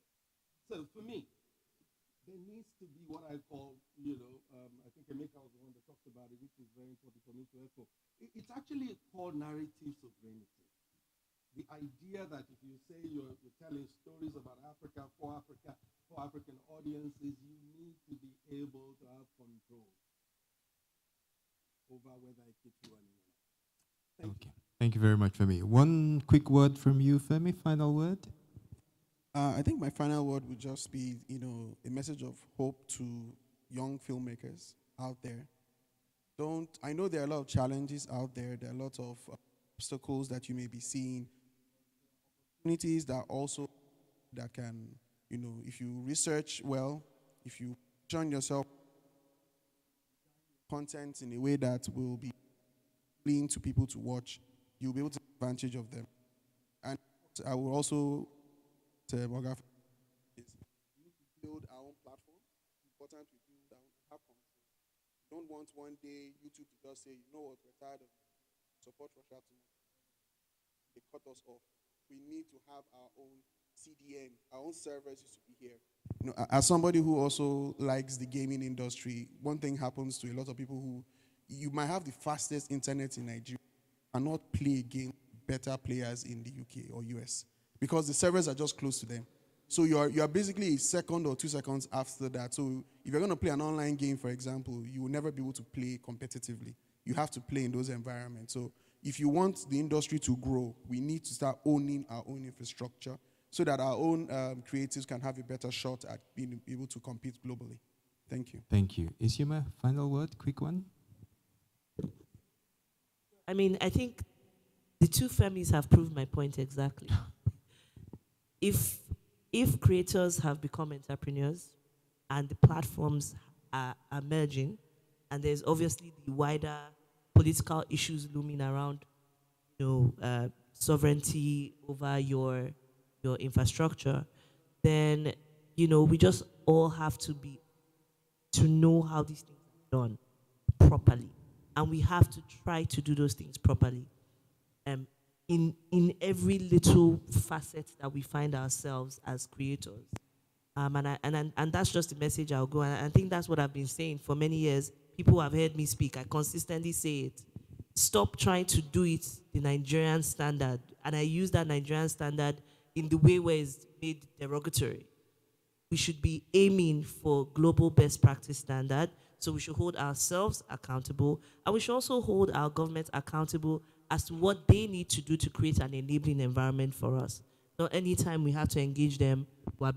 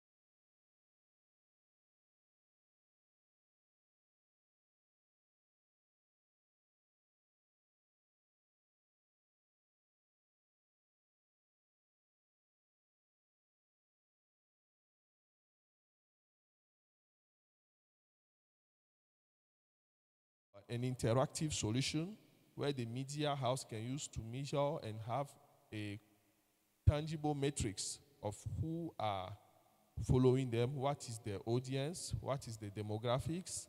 They can engage their audience. So that is basically what we offer as a solution to media houses, so that they can have additional revenue.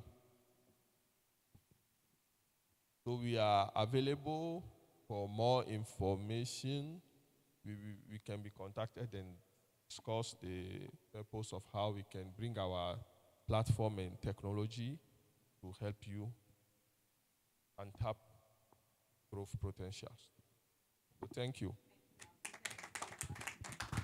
Thank you. So Manvi and crew are still around in case you have any questions.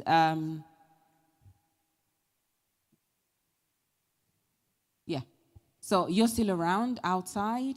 So if you want to speak to them to get more info on these revenue solutions they're talking about, he's around and outside. So before we go to the next session, I think we'll have just brief minutes on the CANEX presentation from Ijamona. Can we please welcome her with a round of applause, please? Thank you. Good morning again. So I'm here on behalf of our partners. So CANEX is actually one of our partners. CANEX is the Creative Africa Nexus, which is by the African Import and Export Bank, Afri-Exim Bank. So every year we have the CANEX weekend. Last year we were in Egypt, in Cairo, for CANEX weekend. And this year, CANEX weekend is in Algiers from the 16th to the 19th of October. So essentially, the CANEX representative couldn't make it. So, and because they are also partners with us, I've been working with them since 2021. So I'm here to just let you know that there is a deal room, a CANEX deal room. In case you're looking for money as a filmmaker, you're in this room. You're looking for finance. I have a document here. Please just walk up to me, and I'm happy to share it with you on how you can access funding. Last year, or is it this year, the Afri-Exim Bank announced $1 billion funding for the film industry in Africa. And one of the ways you can access this money is still through this deal room. Okay, so there's the eligibility requirements by sector. So in the creative and cultural industries, we have film, we have gaming, we have food, we have fashion. So with this, you'll be able to see how you can be able to access this funding. And this 1 billion, is actually just for film, just for the film industry. So in case you need more information on that, I'm happy to engage with you and share it with you. But before I get off this stage quickly, can you just play the CANEX video? So in case you also want to be in Algiers later this year in October for the CANEX experience, please can we have the CANEX video?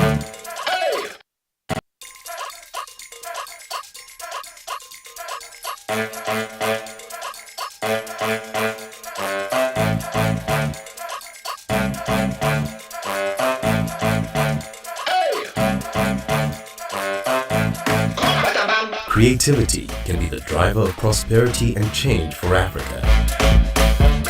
The African Export-Import Bank through CANEX will continue to provide opportunities to ensure the success of the African community. We have big aspirations for the creatives. We have a creative strategy for getting the youth out of poverty. It is an instrument for realizing the full potential of the African continent. We saw the creative as an instrument that will enable us integrate the continent, expand employment for the youth, grow the GDP of African countries, bring innovation, begin to reintegrate our African diaspora back to the continent. Africa is almost absent from the market of ideas because Africa is only able to attract 1% of the global value in cultural and creative industries. Whereas Africa has got all this talent, there's a vast opportunity for us to monetize that talent. And as a bank, we have seen this as a low-hanging fruit.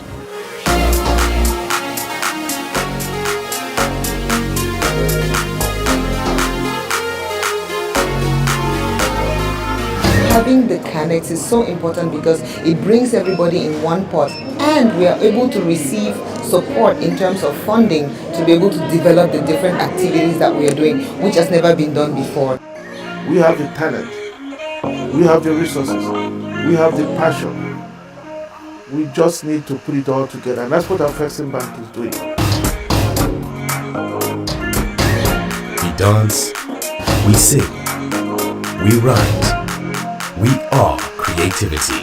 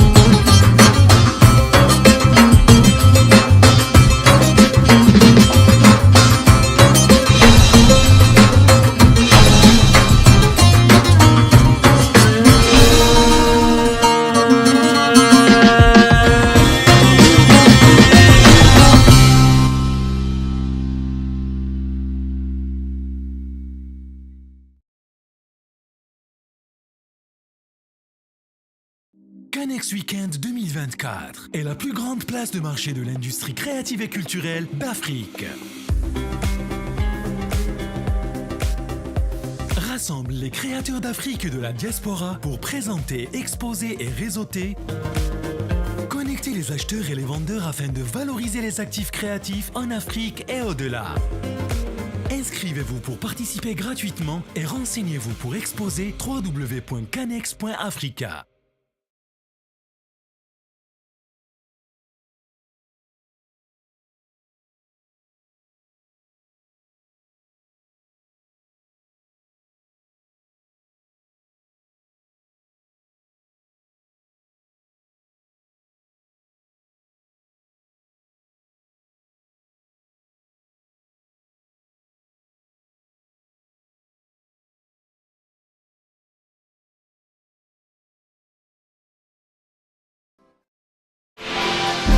African Cinema Summit, it started with a dream, and if you have a dream, you need someone to believe in that dream. You need a people to buy into that dream. We had this dream, we were planning all of this, but serious work really started barely 5-6 months ago.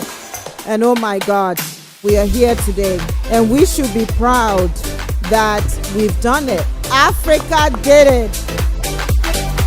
For the first time, an African Cinema Summit focused on Africa, happening in Africa by Africans. We've built our table and we are calling the rest of the world to come sit with us at this table. Africa Cinema Summit is here to stay. We need to strengthen our copyright laws to protect our artists and assist them with marketing. There is a large market around this world which appreciates African films. We need to work to ensure that our actors, actresses, and filmmakers reap the benefits of this market. Our continent's balance of payments will also benefit. The African film industry can also clearly benefit from targeted state support, which will improve the lives of the members of the industry, as well as the fortunes of our respective nations. We must also prioritize gender equality in the film industry, promoting and supporting the work of our talented women and filmmakers. The African film sector is still largely on top, 5 billion out of 90 billion, and really not telling a unified story. We have huge investment opportunities. The value chain for film is huge. I want to encourage everybody to work together, to collaborate, to encourage more cinema development, to benefit community education and economies, but also to create kind of cultural destinations which enable, the African filmmakers to tell their amazing stories. Plans are far advanced with the creation of an eco-city within the boundaries of Akwemu Mine. I have earmarked various parcels of land to support the film industry, and more importantly, especially the creation of a film studio.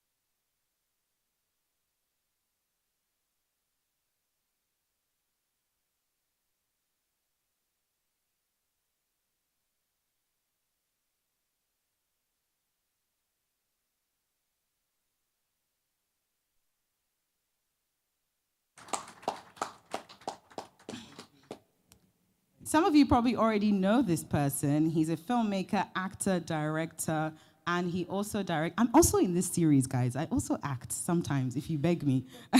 I'm also in this series.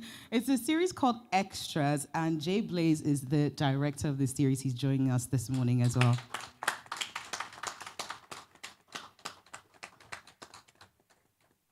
Now, if you want to do anything at Accelerate, this is somebody you should definitely know. I would kneel down, but you know.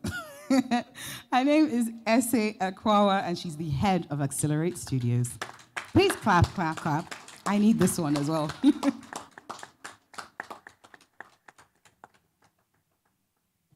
And last but definitely not the least, he made sure I was here on time today.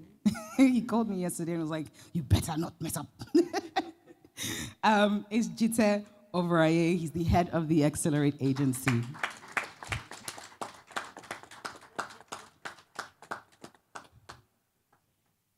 Welcome, welcome everyone. To kick off, Jite, I said you were the last but definitely not the least. You're going to kick us off by telling us a little bit about the Accelerate Group.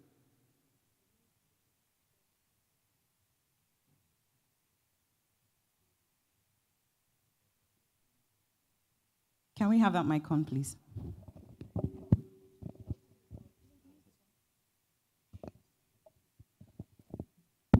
Thank you. Good morning, everybody. Thank you for having us.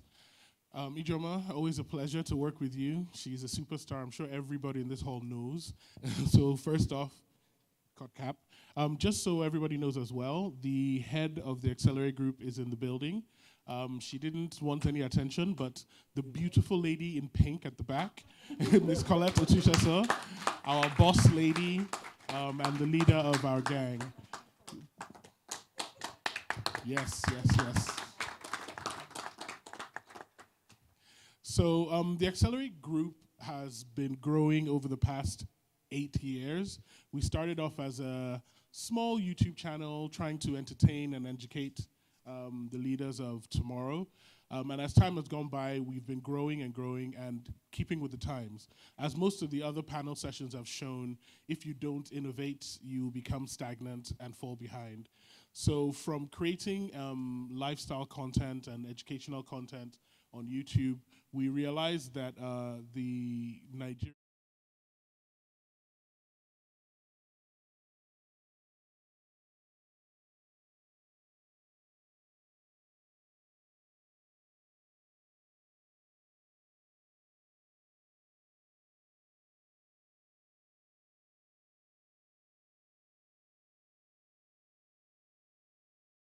by Africans for Africans. It is a platform with about 60% Nigerian content, but we have gone out of our way to work with people from South Africa, work with people from Kenya, Zimbabwe, Ghana. We have content from the major players in Africa on the platform. If you look at the amount of hours of African content we have, you can add up what Netflix and Amazon have focusing on Africa, and we have more. So head over to accelerateplus.tv to get it. So the Accelerate Group has continued to grow. We have the Accelerate Studios, which I'll let Ese talk about. We have the Accelerate Agency, where we create content. We do graphics, visual design, content creation, anything creative you can think of, we've got your back. So you can always reach out to us if anybody's in need of marketing collateral or even just general ideas. We're an ideation machine. I think I'll hand over now to Ese to take over on Accelerate Studios.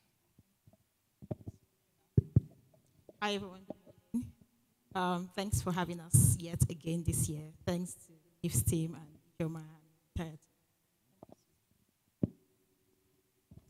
Ted. Thank you, GT. Accelerate Studios. It's one topic I love to discuss. I can talk about this, I think, for the entire day, but not to bore us. Or what we're doing at Accelerate Studios is not something new to everyone here. I'm sure we're all aware about content and content marketing, content strategy, conceptualizing different genre of content. And what we do at Accelerate Studios is literally trying to redefine the African narrative. what we say is we're trying to tell an African story for a global audience.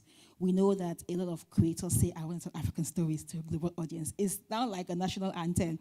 But for us, we are not just saying this, we are doing it, and it's really practical in the things we create.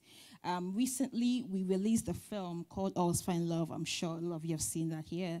It did so well in cinemas. It's currently on Prime Video. And what we had done was intentionally, we had brought in a South African actress to Nigeria to play a co-lead amongst two top Nigerian actors. And for us, that is very important. This African collaboration conversation is not something we started talking about today. It's something we're living.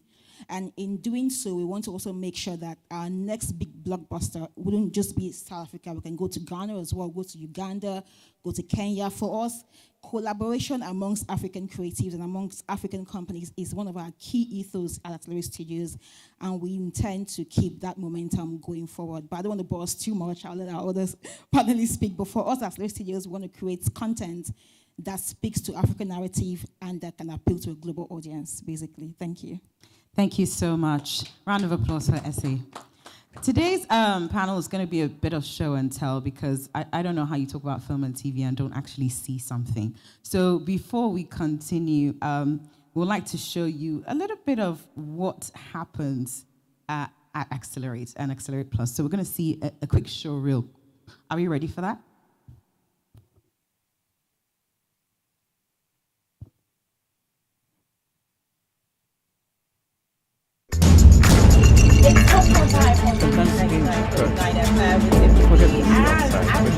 This isn't about what you find in normal life, it's about how you made it.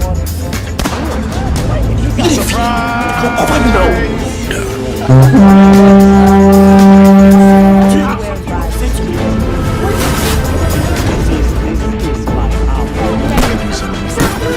You man, in the name of God, I beg you, man. Anything just I've started to consume stuff like this.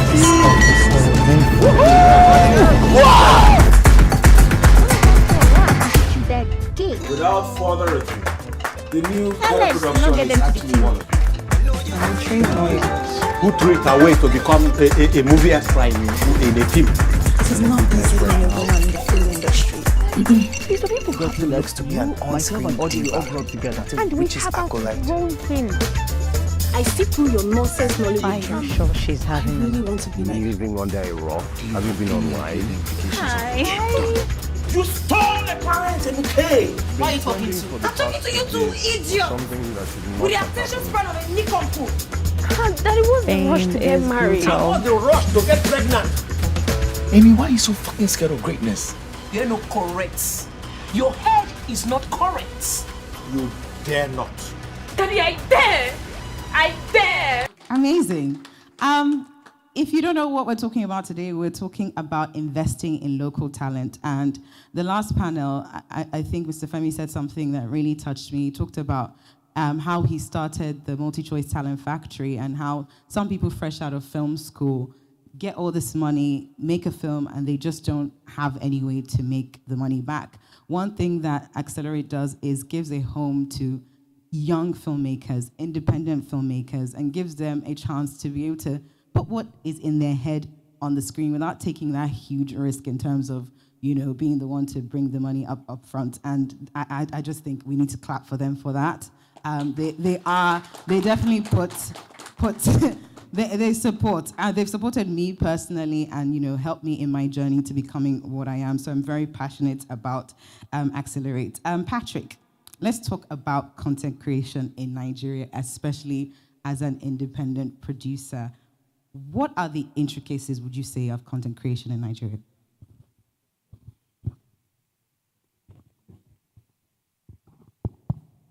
Good morning, everyone. All protocols duly observed and all of that. First of all, I'd like to say a big thank you to Colette, SA, GT, and the entire Accelerate team because they gave me an opportunity when it was very difficult to get one. So my background is in theater. From the University of Lagos, I studied film production at Napier in Scotland. and also in London, and London Met Film School. And moving back to Nigeria, you know, one has these grand ideas of what they want to accomplish, how they want to influence the industry. And then from the get-go, you are told, calm down. We've been doing this for years, where are you coming from? So I had to sort of relearn everything in the Nigerian environment, because there's something called Nigerian economics. Nigerians have we have our own way of doing things, irrespective of how skilled you think you are. The Nigerian way is the Nigerian way, and you need to adapt to that. If not, you'll just be left complaining. And so I had to come and learn again from scratch. And speaking about the intricacies, there's so much creatives are up against, from financial constraints to the environment to, in quotes, gatekeeping to sort of finding your own niche. And I sort of took inspiration from skit makers because they did it anyway. You know, no one was going to give someone fresh out of university 20 million or 50 million or 100 million to produce their first film, except maybe they come from a wealthy family. So they sort of, you know, took up their phones and just started making content. And now they are one of the most in-demand creators out there. Also, I mentioned environment. When you're shooting anything in Nigeria, you have to factor in the area boys, the local champions. Because the moment there's a camera there, you just see them popping up, like, you know, from nowhere. You wonder, this place was empty before. You need to sort of navigate very carefully, because they will just carry your camera and go, and that's the end. And there's nothing you can do about it. So it's sort of, you have to think on your feet, especially when you're producing content in Nigeria, because we are still building a structure. And it's very important. Without structure, we can only go so far. We need to invest more in creating a structure so that, for example, as an actor, if I'm going on a set or I'm negotiating with a producer, there's already a rate card. So there's a certain amount I'm starting from. I should be able to have conversations about royalties, about stakes in the production, which right now, you know, when you're having conversations with a lot of people, it's even a privilege for you to be on a project, first of all. You know, because the bar of entry is so low, everybody can wake up one morning and decide I'm an actor. If they have a good following on Instagram, they would get preference over you who spent 4, 5, 6, 7 years honing your craft. And that's the reality, we have to deal with it. Also, we, like I mentioned earlier, we have to think on our feet, because Murphy's Law always happens in Nigeria, especially with creatives. If it's not policy, it's, you know, NEPA. If it's not NEPA, it's one thing or the other. There's so many things, and you have to learn to adapt and keep adapting, because you know, there's no one sort of holding your hand. Also, we have to talk about the education. It's very important that, I think in the earlier panel, they spoke about the business side, the entrepreneurial side of creativity, because a lot of us kind of just focus on the creative side. But how do you monetize? How do you sustain yourself? I have a colleague who works in the UK. He lives solely off acting. He's bought a house, living a calm lifestyle, travels every other day around the world. The average actor in Nigeria, let me not even go there, I mean, is struggling. So you have to supplement your acting with so many other things to actually live a decent lifestyle. And that's it. I don't even want to go into that discussion because it gets murky. So we need to build a proper structure so that people can get paid and sustain a respectable living of being a creative.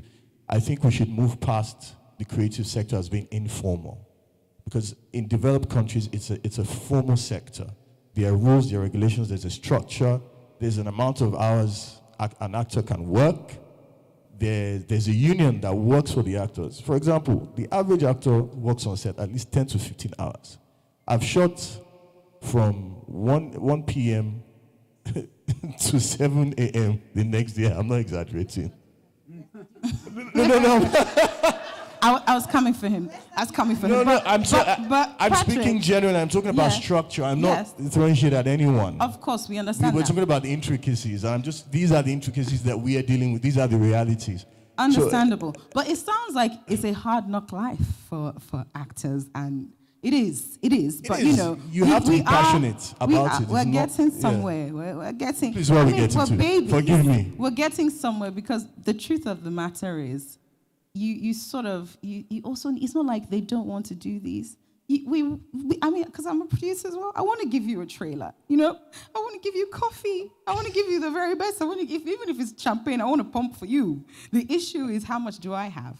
And the money that I do have, I don't even know if I'm going to make it back. So I know it's not ideal, but it's pele all the way around, which means like sorry all the way around. But we're definitely going to get there. And I think that is why I like Accelerate, is that even someone like me or you, like you said, we won't. You know, you said gatekeeping. The gate has padlock. It has biometric lock. It has all sorts of lock. It has ancestral lineage. Do you understand? It's like you need to do blood oath lock. Who is your father? Who is your grandfather? Exactly. But with Accelerate, it's merit. It's like, Absolutely. This is an idea, and a crazy idea. The show that I have with Accelerate is called Clinically Speaking, and it's a medical dramedy. It's something that nobody would want to do normally, because like, what do you mean Nigeria hospital, and people are laughing that as why can't they be kissing? Why can't you give me love? But Accelerate took a chance on that, and it's very amazing. It's been on Showmax, it's been on DSTV as well, and you guys should definitely check it out. And that's why I like that Accelerate invests in local talent. You know, these are people that don't just talk about, because people talk a lot. One thing we're very good at doing in Africa in general is just talking. Yes, we will give 10% to the youth. Yes, all filmmaker, 1 billion, 7 billion, $10. Where is it? Who has it? Do you have the money? Have you got it? Exactly. I don't have it. I can speak well in any accent. Do you know what I mean? Do you know? I've been to all schools. I've been to the university, you know. But it seems like nobody has access to this fictitious money and these figures we hear. But Accelerate actually gives you the money. They do. And they have blown amazing people. Who knows Visa on Arrival? Who's seen that show? Exactly. I don't know that anybody else would have taken such a risk, and they have, and it has paid out. It's paid off, so much so that they've been nominated and have won several AMVCAs for that show. So again, a round of applause for them.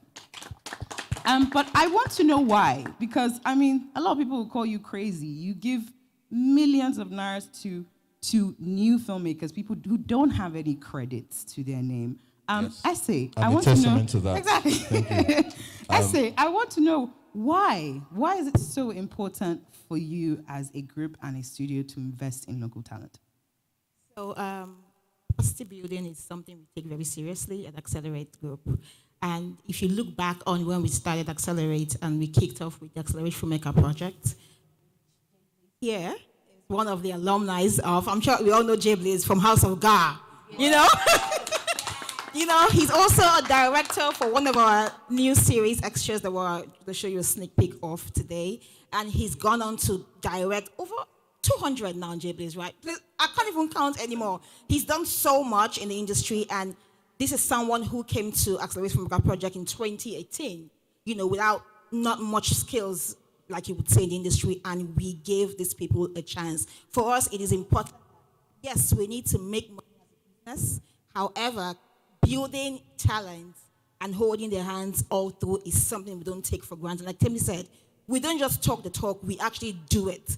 I mean, Patrick, he's here. His first series that he's producing, it created for us, famous. Yes. nobody has done this for him before, 100%, but we did it. And not just because we just felt like, but we saw potential in that show. And we said, you know what, we want to take a... When Temi came to us with Clinically Speaking, I don't like medical drama. I don't watch it. I'm more of a legal drama person. But guess what? I am not creating content for... No. I'm creating for the audience. And what do the audience want? They want diversity. And we saw the importance of, taking up that show. And guess what? The show has gone on to do so well. In fact, we got some metrics from DSTV saying that show was one of the best, most watched shows on their platform.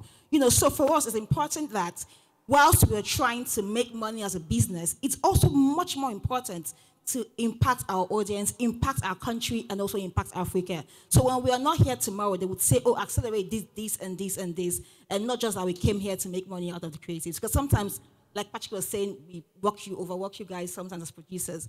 Sometimes producers don't even have this money. They go to borrow, they don't even know how to make this money back. So, sometimes you as actors also consider a producer. I agree.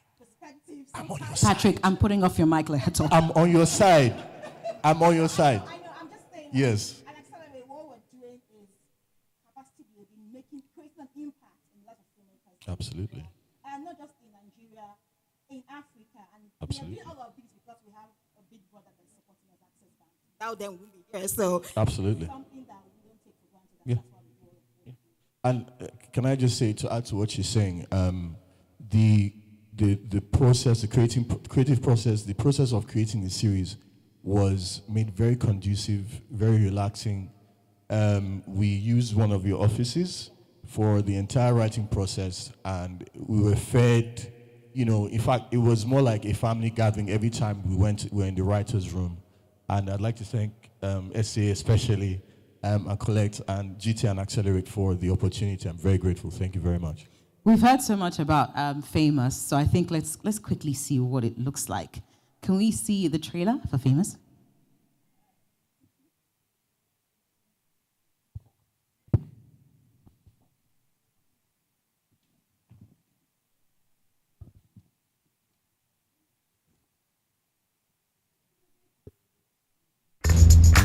It's popcorn time on the Sometimes famous occurs. FM with Timmy B. Forget what you see outside, which is normal people trying to lead normal lives. I'm here to tell the world my family story. What?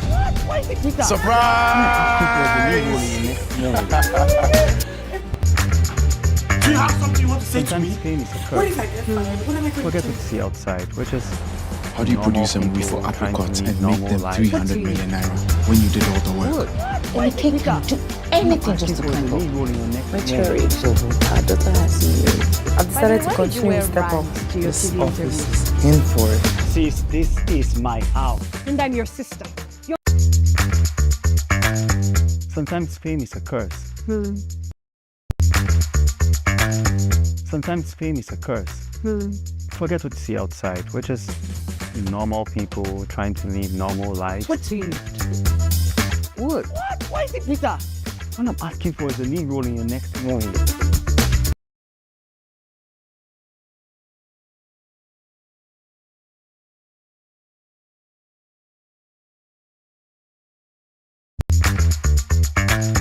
Sometimes fame is a curse. Forget what you see outside. We're just normal people trying to live normal lives. What's in it? What? What? Why is it bitter? All I'm asking for is a lead role in your next movie. By the way, why did you wear rags to your TV interview? Sis, this is my house. And I'm your sister. Your manager too. Men are scum! Get out! Get out! I came up with this brilliant idea. It's called A Day in the Life of Zuby Bang. I went through a lot to get you that gig. Talent did not get them to the TOP. It's in business. I only hire the best. I'm in a big mess right now. Please, have you forgotten that you, myself, and Audie will all grow up together? And we have outgrown him. Are you sure she's having an affair? Living under a rock? Have you been online? Hi. Been trending for the past 2 days was something that should not have happened. Fame is brutal.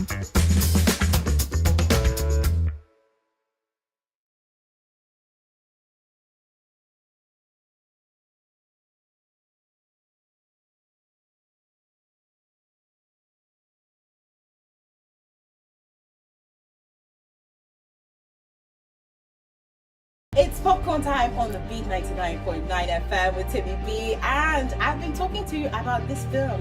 My name is Amy K, and I'm here to tell the world my side of the story. Surprise!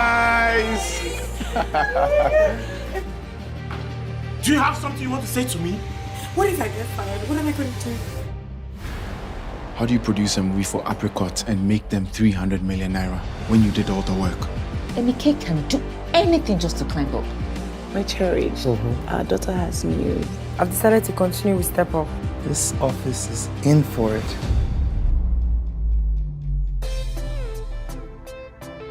Without further ado, the new head of production is actually one of you. I'm a trained lawyer. Who threw it away to become a movie extra in a film? It is not easy being a woman in the film industry. You have the looks to be an on-screen diva, not a witch's acolyte. I see through your nonsense Nollywood drama. Oh, I really want to be like her. Do you have any idea the implications of what you've done? You stole a client, MK! Why are you talking to? I'm talking to you two idiots! With the attention span of a nincompoop. Daddy, what's the rush to get married? And what's the rush to get pregnant? Amy, why are you so fucking scared of greatness? You're not correct. Your head is not correct. You dare not. Daddy, I dare! I dare! My production is already the most expensive in Nollywood. My friend, chop all Step Up and your position and famous. I cannot wait for this blockbuster. I'm super excited.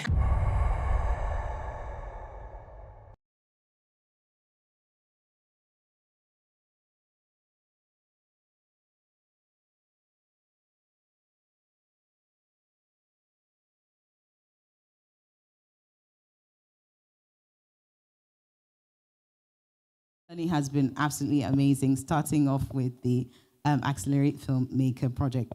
I want to know, what would you say? Would you say it's important for companies like Accelerate to sort of help train the leaders of tomorrow, as you have now fully blown so much that he actually directed one of those shows? Do you want to tell them which one you directed? Oh, that was me. I kept hearing blown. So you're not blown. You have to claim it. Okay, good afternoon, everyone. It's nice to be here. And thank you to the Accelerate family for inviting me on this. I mean, it's been a long time coming. I am very grateful that I got to be a part of the Accelerate Filmmaker project in 2018.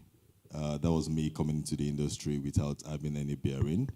I knew that, I think a lot of filmmakers started with the fact that they wanted to become actors, and that's what it was for me initially at the get-go.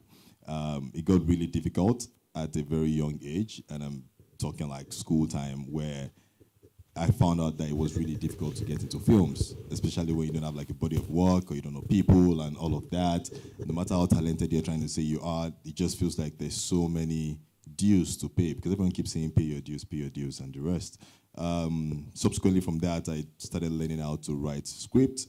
From there, I started learning how, and I took one of the scripts to some filmmakers that I'm not going to mention their name, and like, oh, for us to make this film, you have to come to our school. It's not Accelerator, don't worry. You have to come to our school. and I'm like, I've been acting for you guys, and you've not even been paying, and all of a sudden, I decided to write a story that we can film and then I can be a part of. And say I have to come to school, lots of process and the likes. And I'm like, Jesus, this is a lot. Then from there, I started learning how to produce. I'm like, okay, if they're not going to make my film, then I can as well make my film. I started to learn how to produce and direct. And the first film that I produced, I was still in school, feature length. I got like the best cameras and all. I didn't know anything. They brought all the equipment. I didn't realize I needed to get a director of photography. I needed to get a sound man. And they dropped the equipment and they're like, oh, so this is all your equipment. I'm like, I beg, who go come shoot?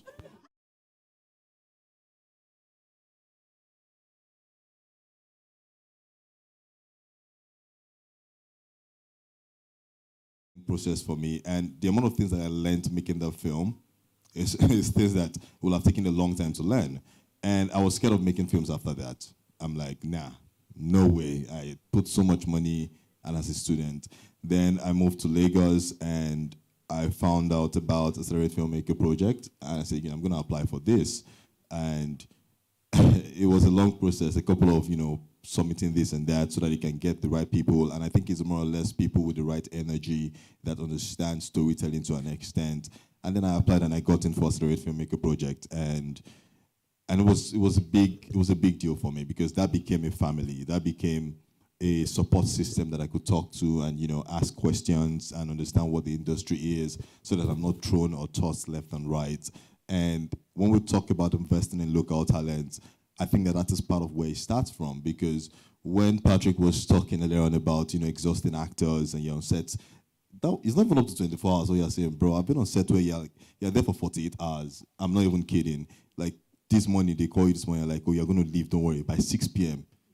6 p.m. the next day, you're still on that set.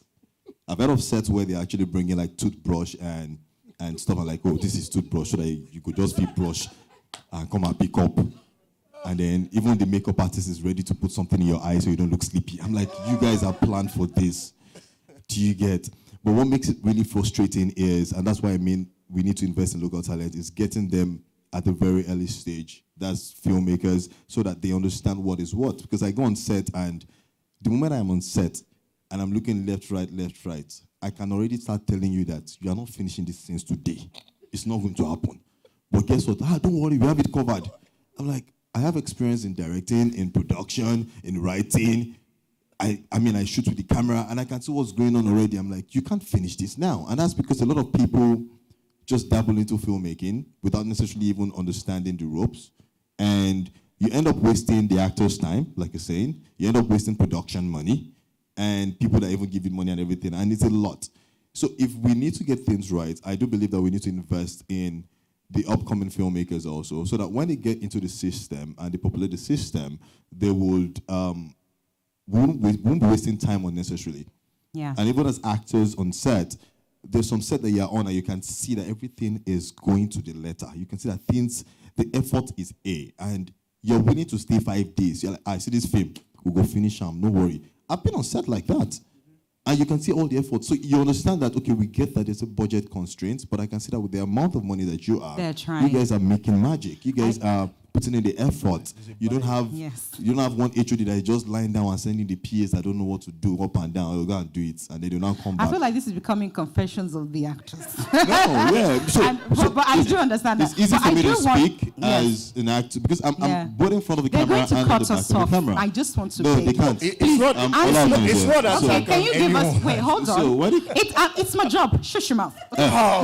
See, give me 5 minutes, guys, please. I beg. I want to kneel down for you people to give us 5 extra minutes. Wink, wink, wink, wink. So that J-Blaze can talk. He has a lot to say. They said 11 now. We didn't start 11. Do you understand? Yeah, so it's we are an right injustice. now. Wow. Thank you. So go ahead. But go ahead 1 minute. Yeah. 1 minute. All right. So I mean, basically, it's a lot being part of Accelerate Filmmaker Project, and then I was called to direct the show's extras, which I co-directed with SA here. I mean, it's an opportunity, and for me, it's also giving back and letting when your father sends someone to school, you're proud and you're coming back with your shoulders high and say, oh, this is what you've learned and all, and then you're putting that into the product. But at the same time, it's very important that through the learning curve, when you're called and invited to do something, you need to put in the work. We need to make sure that we can see why we're giving you this thing. So it doesn't feel like it's just all about connections. It's all about the fact that you also know what you're doing, which is what I'm glad to, I've been a part of. I'm glad that Accelerate invested that in me, and I'm glad that they're still doing that for other young filmmakers, and they're expanding. So yes, it's a big deal. Thank you so much. Please clap for J-Blaze. Talking about investing in local talent, Rio is here, and Rio is the lead actor in the brand new Accelerated series, Famous. And he is local talent. Like, this is local talent. What else is local talent? So, Rio, talk to us about working with Accelerate. How did it happen? How did you land the lead in this series? Thank God, I thought that was the props. You see? You can see that the velocity where I was popping you up. The lead. Please clap for the lead. Honestly, Thank you, guys. Again, louder, louder, louder. When you get to NVCA, now you people will be farming. Thank you, guys. But honestly, I thought you mentioned show and tell. I'm like, okay, they're done the telling. I'm the show, right? Good afternoon, everyone. Big ups NIFS. Big ups Accelerate TV. Always. Hi. I think Patrick and Jay Blaze most likely had delved into, I think, about everything I'd say. But speaking of local talent, I'd say I just want to dot on the word local. Half the time we see that word in a different light. We just think it's subpar. We think it's not something to be associated with. We think it's not bougie enough. But for real, I think that's a very strong, powerful tool for whoever knows how to weaponize it.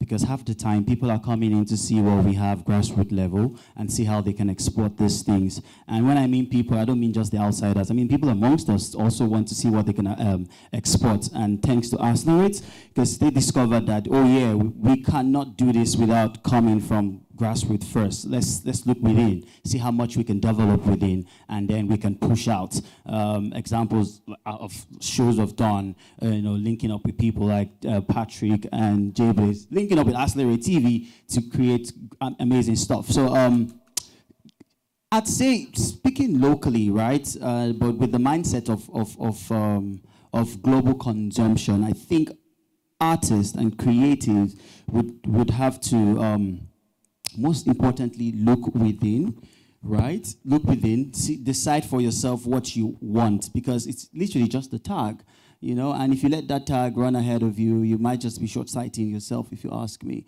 I'm stuttering right now because, to be honest, this guy spoke about everything. So it's fine. It's fine. Yeah. I mean, if everything is talked about, what's the point? Yeah, Thank please. you so much. Well, I think, but more importantly, when Famous is out, I like everyone to, go see it and see what the Accelerate guys are doing. I'm sure you're already acquainted with what they've done, but with new works like this, I'm sure your interest will be heightened. Thank you, guys. Thank you very much. Fantastic. Do we have any questions? Can we take 2 questions? Like we said, we're supposed to start at 11, guys. Come on. Any questions from the audience?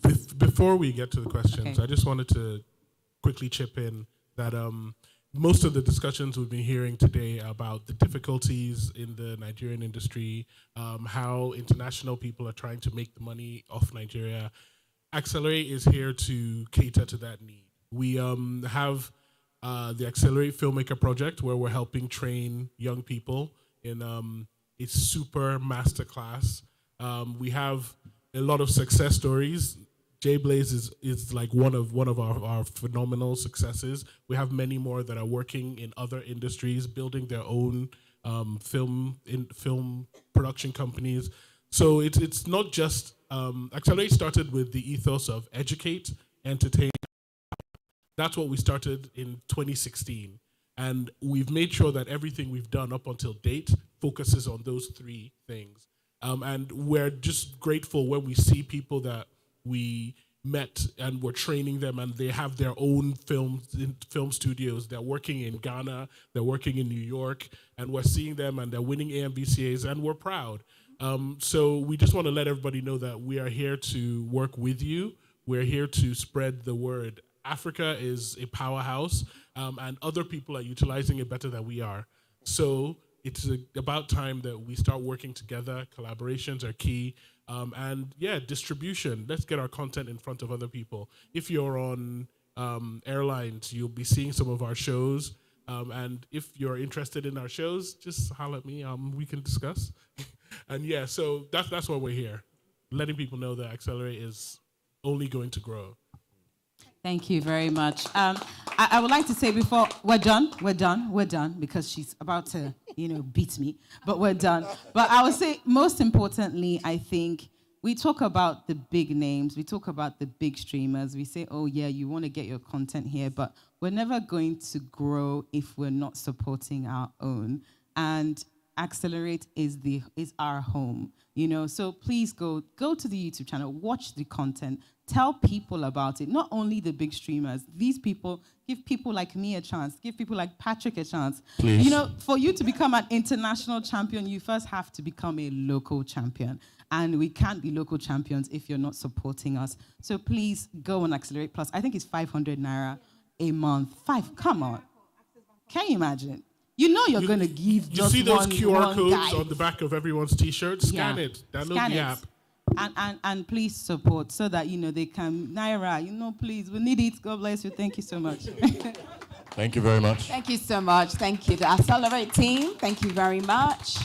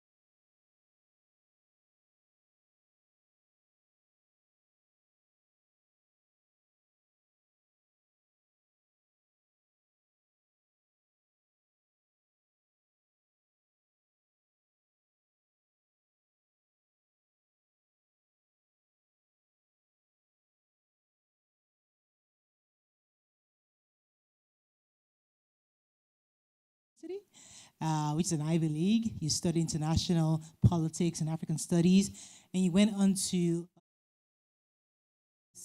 TV station and network. Tell us about that journey, how it informed your career path, and the gaps you observed or empirically observed and saw the need to actually get into the creative industry. Let's start with that. Good afternoon first.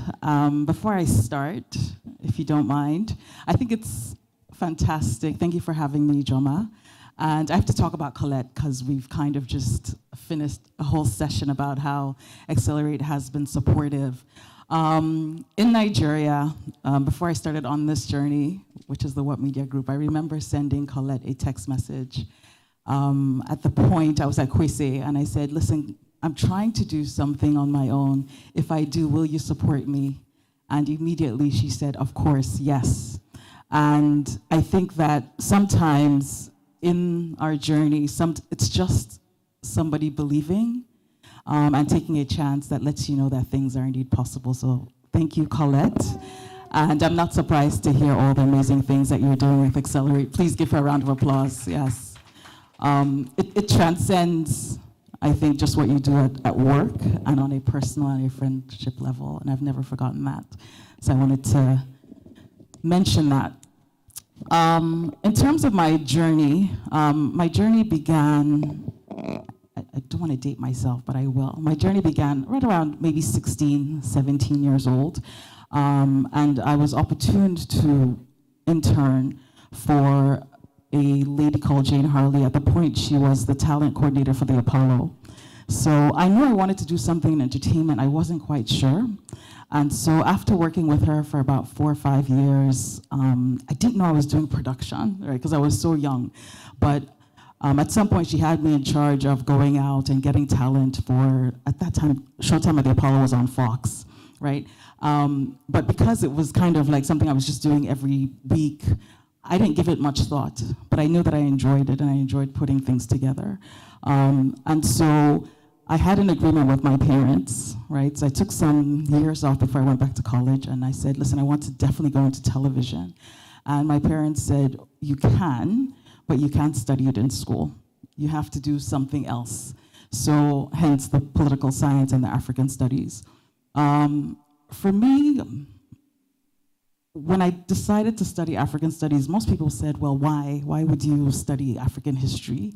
And I thought, why not, right? And so immediately, we're not born with information about Africa and Nigeria, right? We have to learn it and we take it for granted.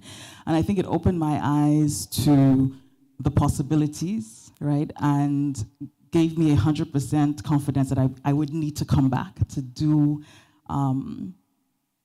what I'd been inspired to do just by learning about former African leaders and their whole aspiration and their goals that they had for the continent. So we're talking about Lumumba, we're talking about, what's our friend in Ghana? Nkrumah, right? Our forefathers, their whole vision of being Pan-African and how we had to develop.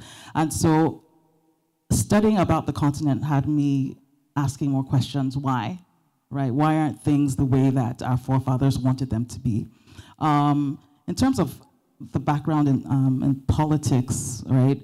Obviously, politics allows you to understand how to influence, how to lead nations, right? And when you're able to merge politics with media, it's a soft power, right? Where you're able to influence people. So I thought this might be a good marriage, right? And so that really is my journey and how education. So I met you years ago. You did? When I was in High TV, and I know that one of the areas that I saw you work on was the Idols franchise. So when you started off your career, obviously in this area, how did you get to the point where you started engaging in international formats and seeing property, get international properties, especially in African football? You're involved in football, you're involved in Lionheart movies.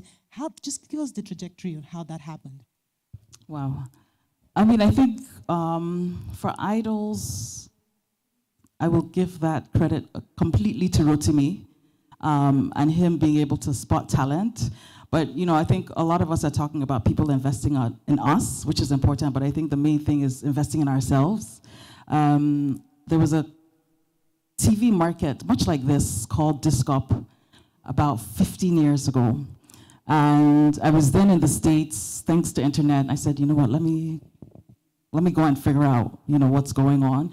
And I think that was a time when entertainment was very, very new. It's quite interesting because I'm looking around and I see a lot of women. I think at Discop, maybe I was one of two women. And okay, maybe you were the other one, right? It was very male dominated.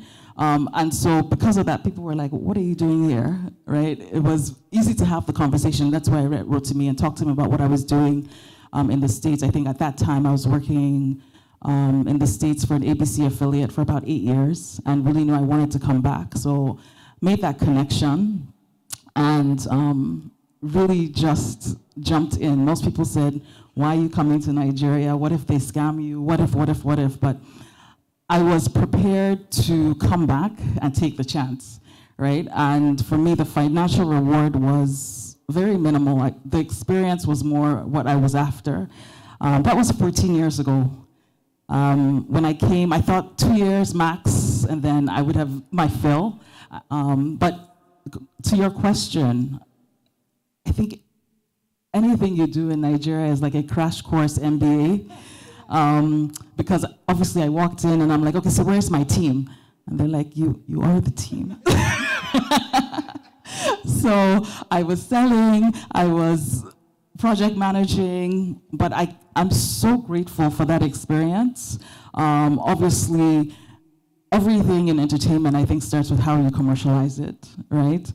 Go ahead. Before I get into how you started Watts, because I remember, you probably never remember this, but there were like 3 of us. So I was being mentored by Tony Subera, you were being mentored by Rotimi Pedro, and then there was Adeshu, who was also being mentored by Ayoanima Shao. There were a few of us like that. And we used to meet each other at markets. And then I used to admire the energy. We were young, we're in the industry, but my question is, how were you able to evolve because many people found themselves stuck in there and just didn't know how to move. So you found a way to become what you are today. How did that evolution happen?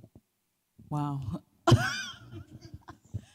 You get the question, because yeah. someone like me now, I kind of left and got into television, into mainstream television, which maybe was my own decision, but you became what? You became something bigger, a force. So give us an indication of how you were able to evolve into that. That's a tough question. You know, when I saw that she was interviewing me, I was like, I need to prepare to answer my own question because she's going to ask something that I don't know. You know, honestly, I just think that for me, Nigeria makes you, I don't know, right? It either breaks you or it brings out a diamond, right? And I knew, and I still know that, listen, I've sacrificed so much, leaving my family and everything, that I must make it work. One of the things that you'd asked, and you know, having that, seeing the other side, right, and working in the States allowed me also to see, okay, what is possible, right? And I think that we get to a stage where, when we're younger, we say somebody should do it, right? The industry needs to, people should, right? And then you get to a stage where you're like, actually, I'm the people, right? There's nobody else that's going to do it. And I think also that's the beauty about Nigeria, is that it's a blank slate, right? So if you think it and you see the problem, I think for me it was just that clicking and me saying, okay, all the things I'm complaining about, what do I need to do to at least start that journey to try to solve those problems? So football is a major sector, Yes. entertainment sector in the world globally. I know that you have experience in promoting major sports events. Even the FIFA World Cup was part of it, and the NBA in Africa. Tell us about that experience, because you're also the executive producers of live broadcast. I don't know how you're doing everything. So tell us, how was that experience, and how did it inform the experiences that you've had so far? So I think that the experience first, obviously, if you look at my journey, I'm predominantly entertainment. When I joined Kwesi, however, I realized that sports is just untapped. It was actually mind-boggling. And that's because I think for the most part, there's maybe one major place where everybody can go to for sports. And I mean, we're talking about all the film people, but you start to realize all the people that are actually creating content and they have nowhere to go. And so I faced an avalanche of people saying, okay, I have this, I have this, I have this, I have this. And I'm like, where do you go for outlet? And so that kind of opened my eyes. It wasn't I have this great idea. It was just that the opportunity was there. And so obviously with Rotimi, I had some exposure because he then had the World Cup and EPL. But even when he kind of left a little bit, I'm glad he's back. It left also an opening in the market. And so I think the first thing that I did was the live broadcast for the 2018 African Championship, right? Athletic Championship, where we had athletes from all across Africa descend onto Asaba. And I was taken aback, and I'm still taken aback, even when we do the National Sports Festival, the amount of young people that are extremely talented. Do you guys know we have people that do gymnastics in Nigeria? You know? Yeah. Sorry? Simone? Okay. I'm sure we have our own Simone, because they're tumbling on tar, right? Yeah. No protection. So you think if you give these people a mat, right, and proper gear, right, they're not sponsored, but day in, day out, if you know athletes, they're dedicated people. So for me, it was a no-brainer to try to figure out how do I, in my own little way, try to push to see that they get the coverage that they need. It's still not enough. I think more than just even the live coverage is their stories. You know, how do we cover their stories? There's this Toby, right? Yeah, exactly, right? Why do we wait for them to get on the international stage? Be first. A lot of them are in our backyard, right? So I think I don't want to. It's okay. Colette is here. No. I was saying that in terms of telling their stories and stuff like that. So accelerate. So let's talk about what Media. Tell us about it, because the people are here and are wondering, okay, what exactly does your company do, and how have you been able to expand to where it is today? Okay. So What Media Group is made of various companies. We started off as the What Network, which is an offshoot of a transaction to purchase Kwesi as they were dying. And what I saw in that product was their Pan-African footprint. So as I was managing Kwesi Nigeria, when they went to liquidation, I decided, you know what, why don't I try to bid? That's why Colette is laughing. Yeah, I had no idea what I was doing, right? And sometimes this is a good thing, right? Because if you're sometimes over-education makes you say, forget about it, right? I think 3 years in, I was like, this, I don't know, but I was already too far gone. So we started off working to acquire licenses. We're hopefully going to launch next year, but we've concluded our broadcast free-to-air licenses in Nigeria, Ghana, Kenya, Rwanda, and so going back to my experience, right, it was more looking at working at an ABC or an NBC and saying, why don't we have a strong broadcast free-to-air brand across the continent? So as we launch in the 5 countries, our key thing is to be free-to-air in every single African country. But as we did this, you know, you start looking for facilities and you start looking for other things, and you start to see that there are more problems, you know, that are exposed when you start to do business. And so one arm that we decided to expand to is live production, right? So we got an additional investor, invested in some outside broadcast trucks, and that gave us the ability to go and start covering the Nigerian Football League, which we cover about 4 matches live. This is our 2nd year. So that's one part of the What Media Group. It's called Team 33 Productions. You'll see it at Miss Universe this weekend as well. So we do anything that has to do with live broadcast. We've worked with Accelerate consistently over the last, I don't know how many years, 7 years, yeah. Marathon, right, so we cover the marathon live. We built sets at the marathon. We've done a bunch of things together. Go ahead. You came into my turf, which is and I know I've been told to wrap up, but you see, free to air is one area, and I think some of us here can totally relate the difficulty revenue, especially with the new platforms, the online platforms. Colette is taking all the money. Exactly. You know? So when you're looking for free to air licenses, what are your projections? How do you make the money back? Is it through the live matches? What are the projections really? Yeah. So how many minutes do we have so I can know? Just a few minutes. So 3 minutes. Like 5? 4? Okay, so I'll wrap up with this comment. The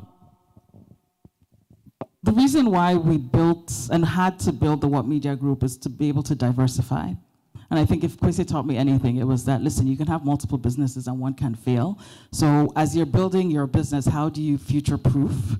By doing multiple things and being okay that one can die, right? So we've diversified our business. Some things are premature for me to talk about right now, but obviously the live production keeps us busy in the sense that and collaboration I think is key, right? So if Accelerate calls, I'm not like, no, right? Silverbird calls, I'm not like, no.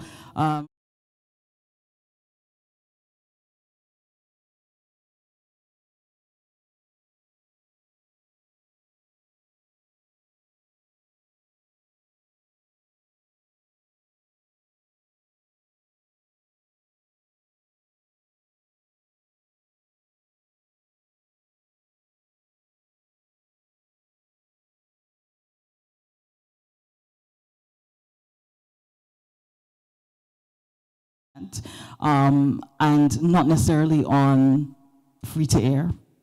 And so at the end of the day, we're looking at content and we're looking at all the verticals that support content, and our goal is to be able to play there so that, fantastic. Yeah. That's a good way. Please give her a round of applause because we need to touch on some important things. Finally, last question. I mean, let's talk about you, your your person. You've been recognized by Forbes Africa. You've been recognized by MAPA. That's most influential persons of African descent. You've got lots of accolades. How is this helping you? How is this building you as a person? How is it impacting your growth as a person, your career? All these accolades and all these achievements you're making. I mean, you're teaching Woko, you're doing so much, and people know you. So how is that helping you? Is it building you up? Or is it making you humble? Is it making you more brash? I mean, what exactly is it? How is it helping you? Mariah, I know. Yeah, so believe it or not, I don't like to come out a lot, just because I think I'm so critical of myself. And so I appreciate everything, you know, but when I look at the people that inspire me, right, and what they've done, I feel like, okay, I haven't done enough. So I respect it and I acknowledge it and I'm grateful, but my eye is still on the prize. And so I think that for all of us, it's to just ensure whatever your own personal story is, right, that you have written for yourself and whatever your vision is to not get carried away, right, by the accolades. And then I think the second thing that I talk to my team about is, am I actually making impact, right? So that we don't get lost in the stuff, but are we actually doing something that behind the scenes, what are people saying, and am I affecting lives that way? Fantastic. Please give her a round of applause. I don't think she's shy. I knew you as blonde. Blonde people are not shy. So, are you sure you're shy? Well, no, but that's like selling and getting business. I'm a hustler. Right. This one, I'm just like, Please give her a round of applause. She's been amazing. Do you have any questions for her? Let me just say, Madam NC, I have 1 minute now. Any question? Because it's important, but the objective really is to inspire. So it's important that I inspire one or two people. So you have a question? Please go ahead. You need the mic? Good. You want to pass it on? Oh, please. Thank you. Hope I can still read English. Okay. As one who studied African history, what are things production needs to be looked at when producing a movie on a particular African history in order to be accurate? I'm sorry. I have to just read it as I have seen it. I'm not sure exactly what you're trying to say. Go ahead.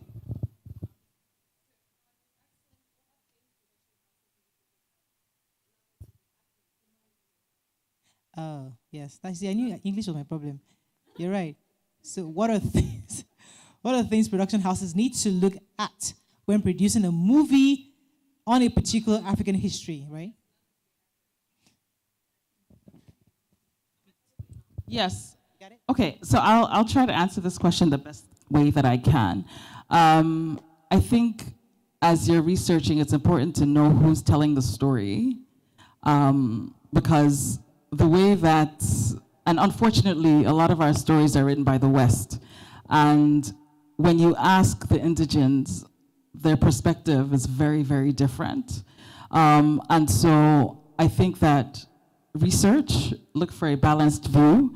And this is expensive to do, but I would say go and talk to people. When I talk to my parents, for instance, about their experience with Biafra, I just want to use that as an example, I don't think I've read anything that reflects that. And it almost sounds like a fairy tale when they tell it, but I think if we're able to delve deeper and tell the stories from people's personal experiences, then we're able to tell something that more people can potentially relate to, things that are quite interesting, things that are more unique than just broad stroke. And I think it forces us to also look at, if you're telling African history, look at who we are in a very different light. The more I study African history, the prouder I am to be African, because some histories make us look very simplistic, very shallow, but we're deep people, and so how are you able to tell stories that reflect that complexity, that reflect that nuanced approach to life, and in a way that celebrates it? I think that if you start there, you'll Right. be light years ahead of most of your peers. Fantastic. One more question and we're done. Any more? We're good? Going. Thank you so much. Thank you so much. My DJ is in the building.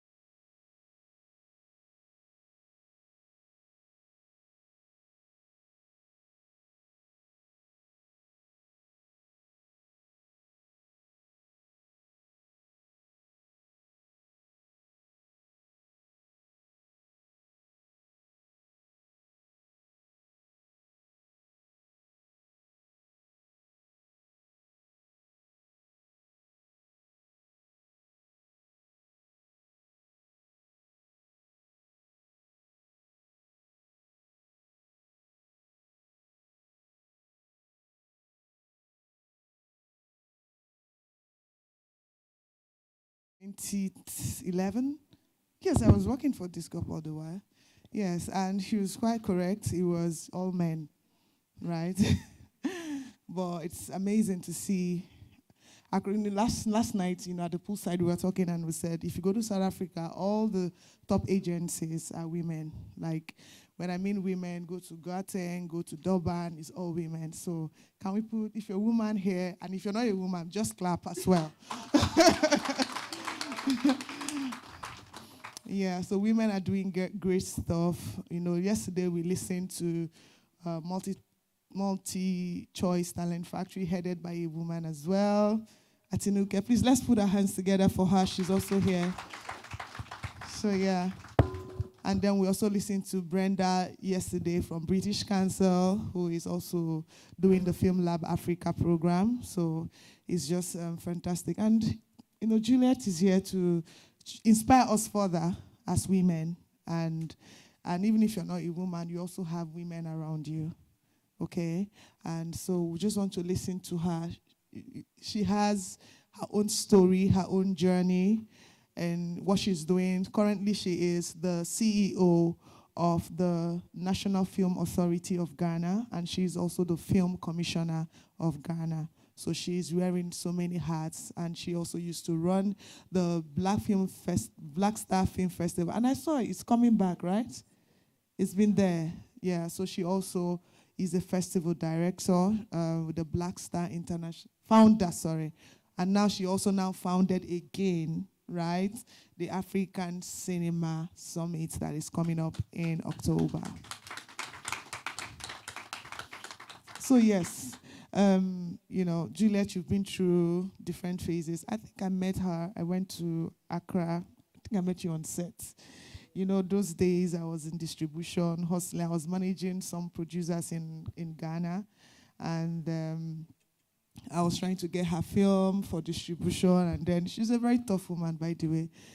She may not look it, but yeah, she's, very tough. And she's done quite a lot with film. I just want you to give us a sense, because what Chichi said here for me was also very inspiring, to see her story. I remember Rotimi very well, your boss, and it just took me back like over a decade ago.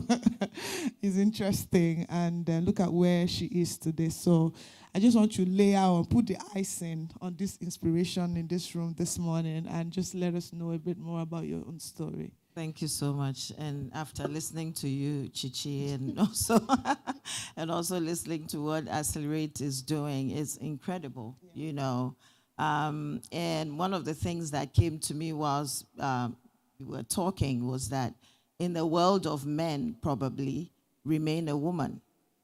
If there's one thing that I feel has, brought me this far, and I want to talk a little bit about myself, but I also will throw some spotlight on the Ghanaians I'm here with, because for me, this has been a long journey of, growing the Ghanaian film industry, being in the Ghanaian film industry, starting at the age of 17, like you, turning 50 this year. and, starting in front of the camera, getting behind the camera, deciding that, to make some changes that I needed to see. And by the way, we met at Discop too, as well.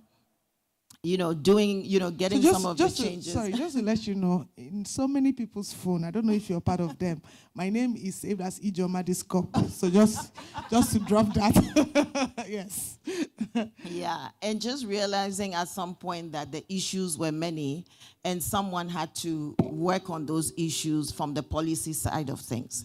And so we find that a lot of times we are working in the private sector, and I'm an entrepreneur, have been an entrepreneur, social entrepreneur, done all that, but thinking that, until we get governments to begin to create the framework, infrastructure, and all of that, we aren't going anywhere. But then as a woman, or at that time as a young woman, in my late 30s and thinking, and doing a lot of advocacy and thinking, we need changes, no one is listening. But if I want to, step forward, no one is going to listen because they're going to say, oh, she's an actress, oh, she's a filmmaker, oh, don't take her seriously and all that. And so it was important to go back further. I remember when I decided to go back to school, everyone said to me, oh, your school, if you go back to school, your company is going to collapse at that time. And for real, my company collapsed because I had to stop, go back to school, go and learn public policy and public administration, just to come back and get into government and try and fix some of the things that I thought was wrong with the Ghanaian film industry and some of the structures that were not there. That took me a number of years, made me step back from the industry and all that. But I think there's a proverb in our country that I don't know if Nigeria shares it because we share so much in common, that before a goat will run, it has to go back. And so sometimes, to prepare as a human being, as a woman, whatever, using that even personally, you need to go inward. You need to educate yourself. You need to be internally motivated. You need to find your strengths. You need to find your sweet spots. You need to find support system. And so when Chichi was talking about support system, that is so important. You need to do all those things. You need to develop self-love and all of that before you step out. That's the only way you can fall down and wake up so many times. And that's really critical. And so for me, I just decided at that time that to make the kind of changes and impact I wanted to make, I needed to go back to school so that my voice will be heard when I spoke.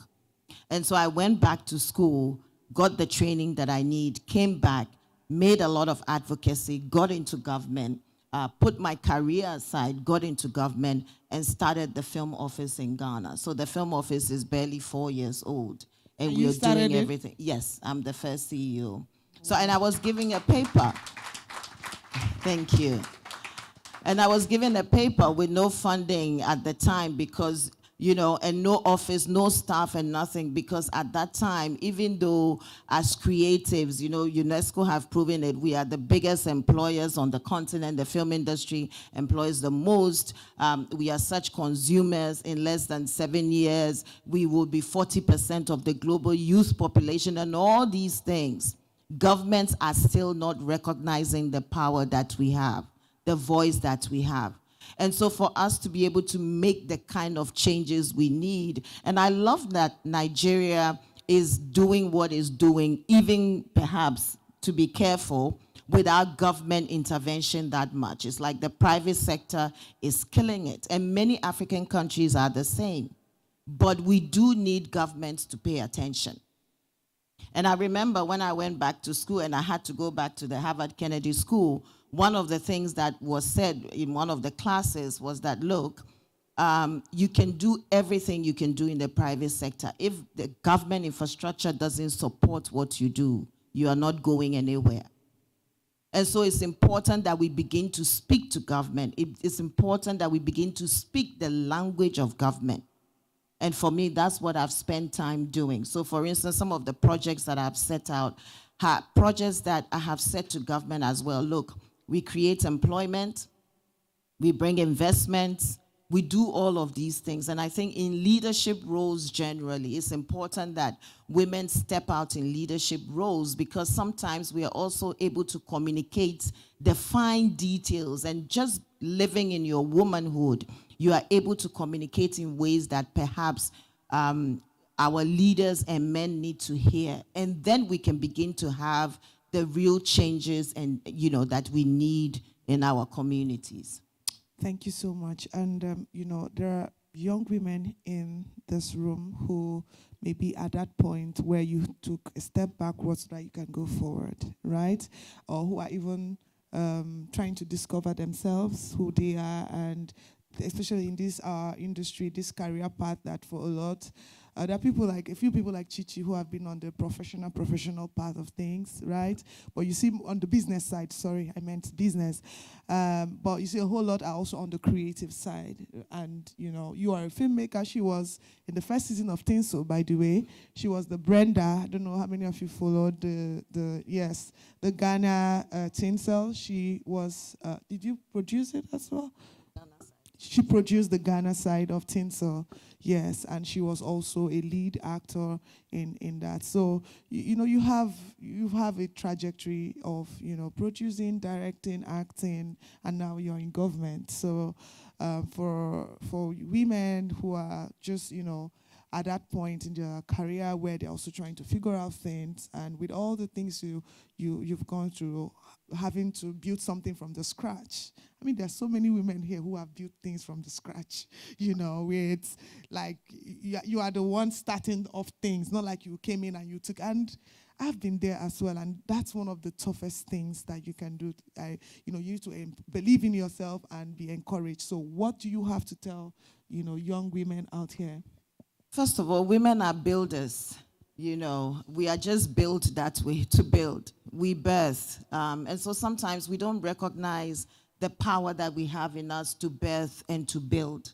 And the strength, it's interesting because any woman who has given birth or will give birth knows that the kind of pain that we can take. Men can't take even, and pardon me, the men in the room, but you have no idea the kind of pain. So women can take a lot of pain, and women are builders. And I think once we sit in that power and knowing that we are builders, then you are in no competition with a man. You shouldn't try to compete on that level. You have to be authentic. That's it. So for me, we have so many people, if we are not careful in this creative space, every other day you will have a new idea. Every other day you would have a new path. And there's something in, I think this book, Built to Last, or Tipping Point, one of the books, I forget the writer, who describes the hedgehog and the fox. And the fox always has a brand new idea every day. And the fox and the hedgehog sticks to one idea. And goes deeper and keeps doing that over and over again, because life is so difficult that for me, success is not about how smart you are, the idea you have, is just about consistency and determination. You just have to keep doing the same thing over and over and over and going deeper. And then let me just say that in so many years of advocacy, I've advocated for women empowerment, all of those things. It's important to also recognize that there are a lot of men who support women. And sometimes in the fight, you hear the negative so much that you think everybody is against you. I mean, when I got into this position, some of the biggest fights I had or pushback were from my own sector. My own people I had worked with and were friends, and they were the ones that turned against me. And they were so close to me that I thought the entire world was against me. So you need to find those people who, sometimes those voices, they outnumber and the people, or you think they outnumber the people who are for you. But there's so many people for you. So find those people who are for you. Find the men that support you. And and of course, find the women that support you. Because sometimes we don't find those women and they are there. and then close your ears to every other thing. Once you've done the work, close your ears to every other thing and just keep doing and doing it over and over again. Believe in yourself. When you fall down, cry. You are a woman, so cry. Use that tears. Cry. And after you finish crying, because crying, you know, there's something I saw that said salt water is the answer to everything. Sea, salt, tears, sweat is the answer to everything.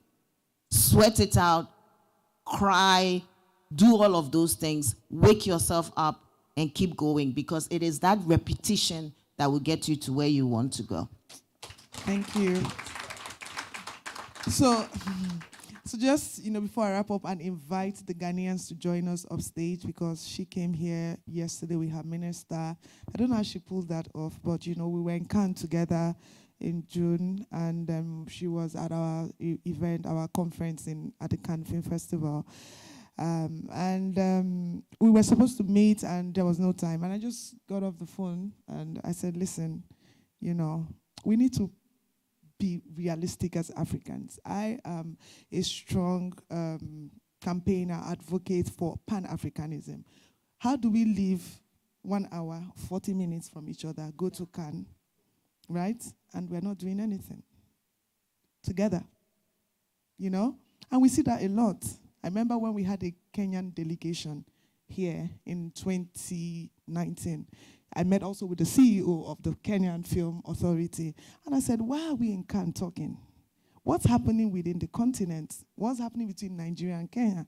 And nothing is happening. And that was how he said, you know, I think you have a point. He brought a delegation to us here in Lagos. So it's interesting for us, you know, how she was able to pull it off, I really don't know.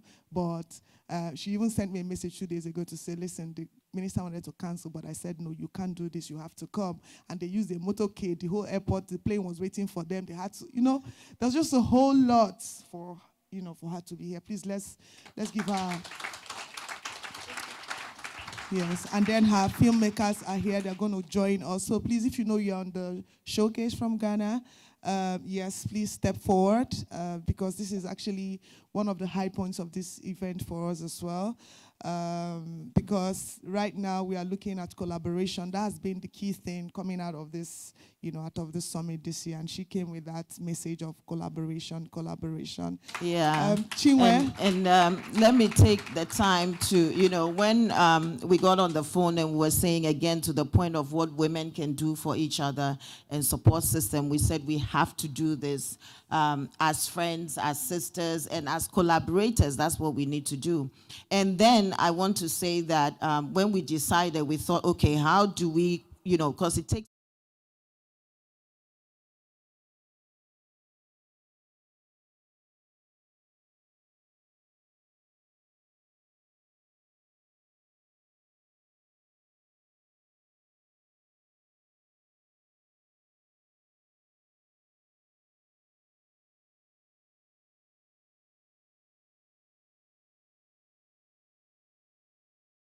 and decided they are joining us to come. But there's a message we are here with, and before they speak, I want to reiterate that message so it doesn't get lost. You see that we are all wearing kente that says "Shoot in Ghana." So we are here with a deliberate intent, and we are saying Ghana has opened its doors. The doors are open. We have beautiful country. We have a beautiful country. We've put up the structures. We are working on the tax incentive and all of that. Come and work in Ghana. Come and shoot in Ghana. But the filmmakers are here to say we want to work together. We are here to collaborate. The Africa Cinema Summit is just that, for Africa. This is Nigerian Film and TV Summit. We are here because this is collaboration. There's so much we can do together. And I'm so excited for my filmmakers and the spotlight that, you know, we're going to throw on the filmmakers, and perhaps Accelerate. I hear that they work in Ghana too. So I'm saying, come to Ghana, work with my filmmakers. Please come to Ghana. You already said you are setting up a TV channel in Ghana. I want to invite everyone. Whatever Nigeria is doing, even the sea accepts rainwater. Okay, so whatever Nigeria is doing, working with Ghana, we can only get better and bigger. The two markets combined will be incredible. We don't need to make content for the world. We can make content for ourselves. Young, you know, our children don't have animation. Our children don't have games. Our children don't have films that speak to them and our cultures. Let's make content for ourselves and let's do it together. Let's combine forces. That's the message we are here with. Thank you. Thank you. Thank you. Working together, combining forces. You know, that is where we are now. And talking about combining forces, I'm going to start with Francis. I heard about some of the things he's doing. Amazing, amazing. Has one of the biggest animation studios in Ghana. 60% of his workforce are Nigerians, by the way. So he has actually, taken that lead. So just for the benefit of those who were not here yesterday, I think you also have a video to play. So please, the technical team, get ready to play the video from Francis while he just talks about what he's doing, what he wants to do, and the opportunities that are there for people to plug into. Francis. Is your video coming first? Or you're speaking? Oh, okay, can we?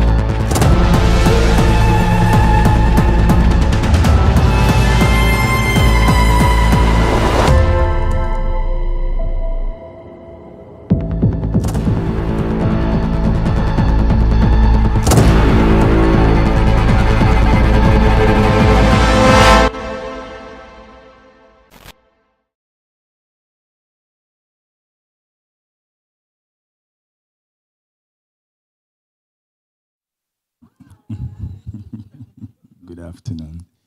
All right. So I would like to start with a very small story that I normally term as 2 cities and a dream. And 2 cities and a dream because I had to start a whole company just with a laptop and 2 CDs in my pocket. So I made some notes. Pardon me. So as a boy, I had a dream to become an animator. And animator as in why did I have that dream to be an animator?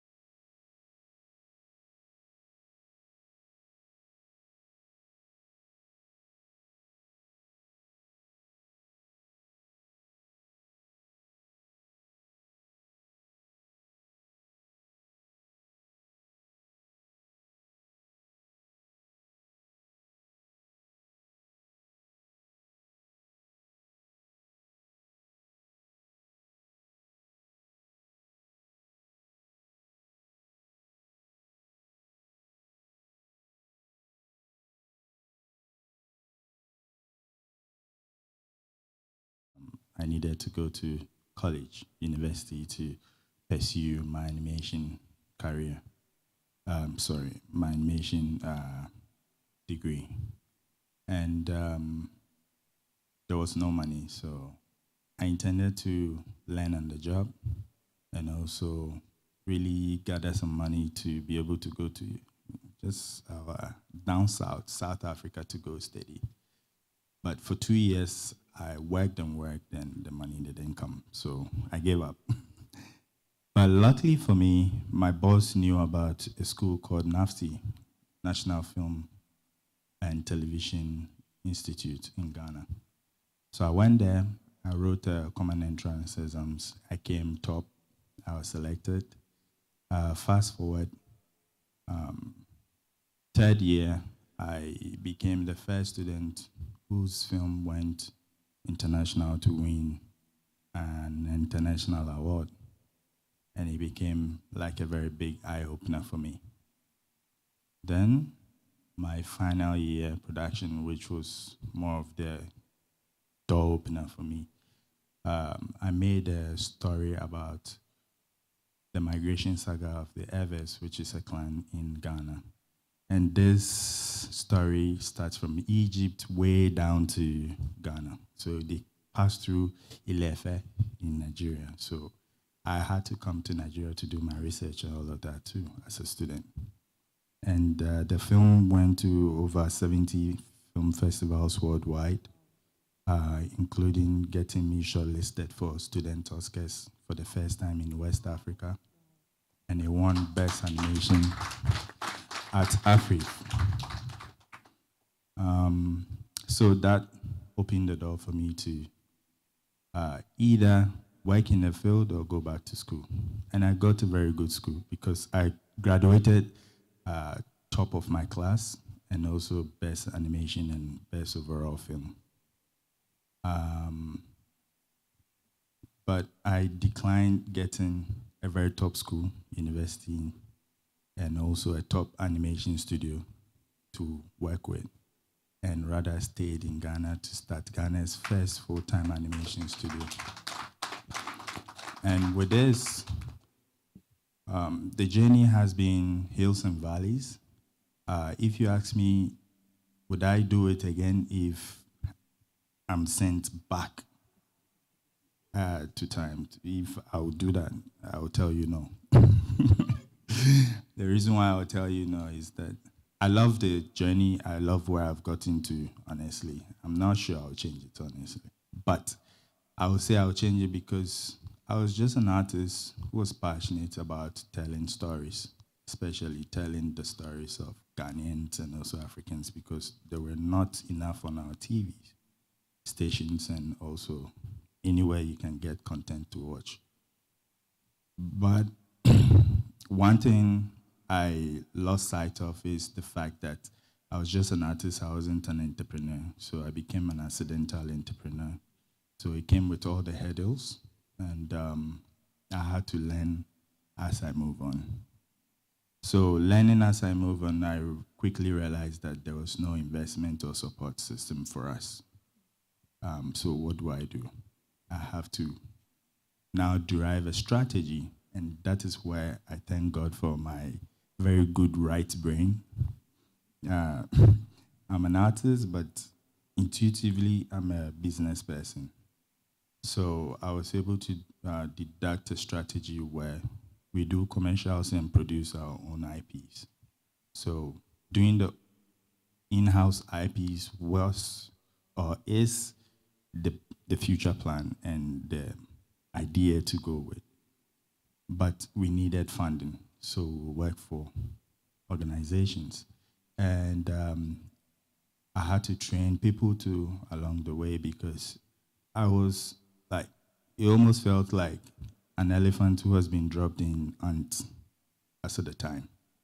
If I say so, what I mean is my idea and skill set was way bigger than people who were around me as at the time, so I had to bring them along, teach them to understand how to produce onto a certain standard. But it was also weighing me because it became a very heavy tax to, you are ready. Everyone is saying that you're ready. They've seen it. You've gotten this shortlisting. You're winning awards everywhere. But everyone is also looking at you for the next big thing. But your team is not ready. So what do you do? So what did I do? I got a very good gig. And after doing that gig, I realized that my team was just becoming a dead weight. So I had to discard them. That's when Nigeria came into my story. I looked onto all the platforms where we have good talent, and I came to Nigeria, came to talk to them. I showed them my trajectory, and they loved it, and they wanted to pipe into my story. So they came back to Ghana with me. I came to Nigeria and brought back about 7 people. Wow. I housed them and also fed them and paid them salaries. They don't joke with their monies. And, some left, some came, more came in, some left. And through this, we've been able to build a very strong studio, which is now being termed as the leading animation studio in West Africa by CG Africa. Sorry, how many Nigerians do you have now in your workforce? Now I have about 8. 8? Mm-hmm. My studio is about 17 people. Yes. And I had to also go to Kenya and all the way to South Sudan, actually, got 2 people from there. I'm very, very determined when it comes to getting the goal and the vision aligned.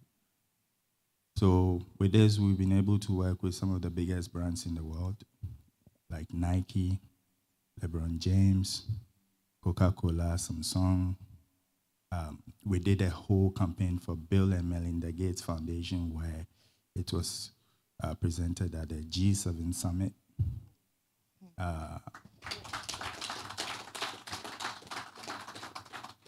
And when it comes to our own IP side too, we've been to some of the top festivals in the world, Oscar qualifying festivals, talking about ANSI, talking about LA International Film Festival, New York. We've been to FESPACO. We are currently the holders or the title holders of Best Animation Film from AMA Awards from last year. And we just got selected for Connex. So we'll be at jury. Yes. And you know that Connex selected 9 filmmakers in 3 categories. So out of the 3 categories, it means that animation has only 3 selections. And we are one of the selections out of that. Wow. And with this, this is just for the film side, but what have we been doing? Because we happen to be the first full-time running animation studio in the country, it means that we also have a very big obligation towards our ecosystem to bring people along, not to be just the ones always making strides. So when I realized that teaching was also very limiting to me and also to my team in terms of our knowledge base, what we did was, Christophe is not here. I wish he was here. We've been partnering with the French Embassy since 2014. Personally, I was one of the first, if not the first African, one of the first West Africans to represent at ANSI Animation Festival. And when I came back, I've always had the intention and also the will to collaborate and see my people be at the forefront with me. So I came back and I wrote a very tall report for the French Embassy and even submitted it to the cultural attaché here because he's for the regional. That's when I went there, it was just me as a black boy there. And it was a bit heavy on me. I didn't have any community and it was very hard to connect because I was also super young as at the time. So fast forward, we got selections over there. Then they started sending a lot of people from Ghana. Started with about 7 people from my studio. Then the next year, which was 2021, we had about 20 people from Ghana, which we had a pavilion booth for the first time. And 2022, 2023, 2024, we've had booth consistently. And our booth is becoming bigger and bigger. But not as big as catching Nigeria, up to the Nigerian one, and we also, Animax FYB Studios has also created a training facility, which currently can boast to be the most equipped and ultra-modern animation facility, even though it is small, for 21 people in the region. Our very first time that we trained, we brought in the #1 animation school in the world, which is Le Gobelin, to Ghana. For the first time in their history, they've never trained outside of their campus. That's the French one. Yes. They came to Ghana to train these people from Nigeria, Benin, Togo, and Ivory Coast. They all came to Ghana to train with us. And the vision is to be able to expand this knowledge base to each and everyone on the region. And now we are trying to expand our Jabari film into a feature-length film. So we are open to, we've already secured funding, and we are looking for gap funding. I can tell you some figures because it's business. We've already secured 4.5 million euros for Jabari, and we are looking for 2.6 to gap fund to complete it. So if you are ready for business and you want to take up Africa and shake up box office, in fact, let's do something quick. Please go on your phones. Let's check something. Check worldwide revenue for animation 2023. Yeah, worldwide revenue. I will come back to you shortly so that we can get the results of this search, and then we'll wrap up from there. So while we're waiting for the search to go on, I also have on my left, I'm sure you all know her. Does she need introduction? No? Yes. So Juliet, you're just quickly going to give us your introduction. You have a video as well. Yes, I believe. I'm going to come back to you, Francis, by the way. Yep. Hello, everyone. My name is Juliet Ibrahim. I am the one and only Nigerian, Ghanaian Nigerian actress, producer, and director. I've been in and out of Nigeria for so many years. I'm one of those people that has made the airlines very rich because it's not been easy, but I was very determined to be one of those people that make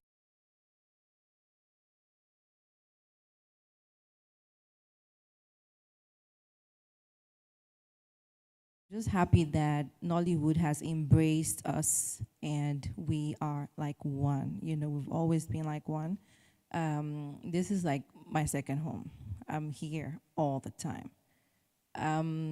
It feels good to be here today because for me, I see myself as a pioneer in the whole industry. I've been around for so long that people that are way older than me will be like, you are here. I used to watch you when I was young. I'm like, I'm only 38. But yes, that's how long I've been around in the film industry, and I'm growing every day. I directed a movie called Widow's Gift. It will be screened tomorrow at Cap Cinemas, and it was filmed in Ghana. I also film movies here in Nigeria. The reason why I chose to give Widow's Gift to the NIFSummit is because it was filmed in Ghana, and we're trying to encourage people to shoot in Ghana. So I wanted them to see the locations that I used, and you know, how the crew members that I also got from Nigeria to come there to film were treated, and how we give an amazing quality of film. And we just got a recent nomination at the Kaduna Film Festival, submitting it at the Sundance Festival, waiting for my review. And the idea of filming in Ghana with that particular movie was because of the easy access to everything for me at the time. Because I wanted it to be a cinema film. I wanted to go for festivals, and it was just easier to have like everything go right. There were a lot of support from the National Film Institute, the National Film Authority. It's where you need to go when you want to come and film. So everything becomes so easy. And I could also get it in Nigeria, but with that particular story being told out of Ghana, it was for a Ghanaian story to be told out of Ghana and not filming elsewhere. So I know very well that we've had a lot of like Hollywood people that have filmed in Ghana as well, and it's being told there. So I feel like that kind of collaboration needs to be done all the time, where we can have, you know, Nigerians, Kenyans, Ghanaians all work together in one place and put out like amazing content. And that's where we are at now. Yeah, so Thank if you. there's Thank you anything so much. else, She I'm has here. a video we're going to play, and then tomorrow her film, Widow.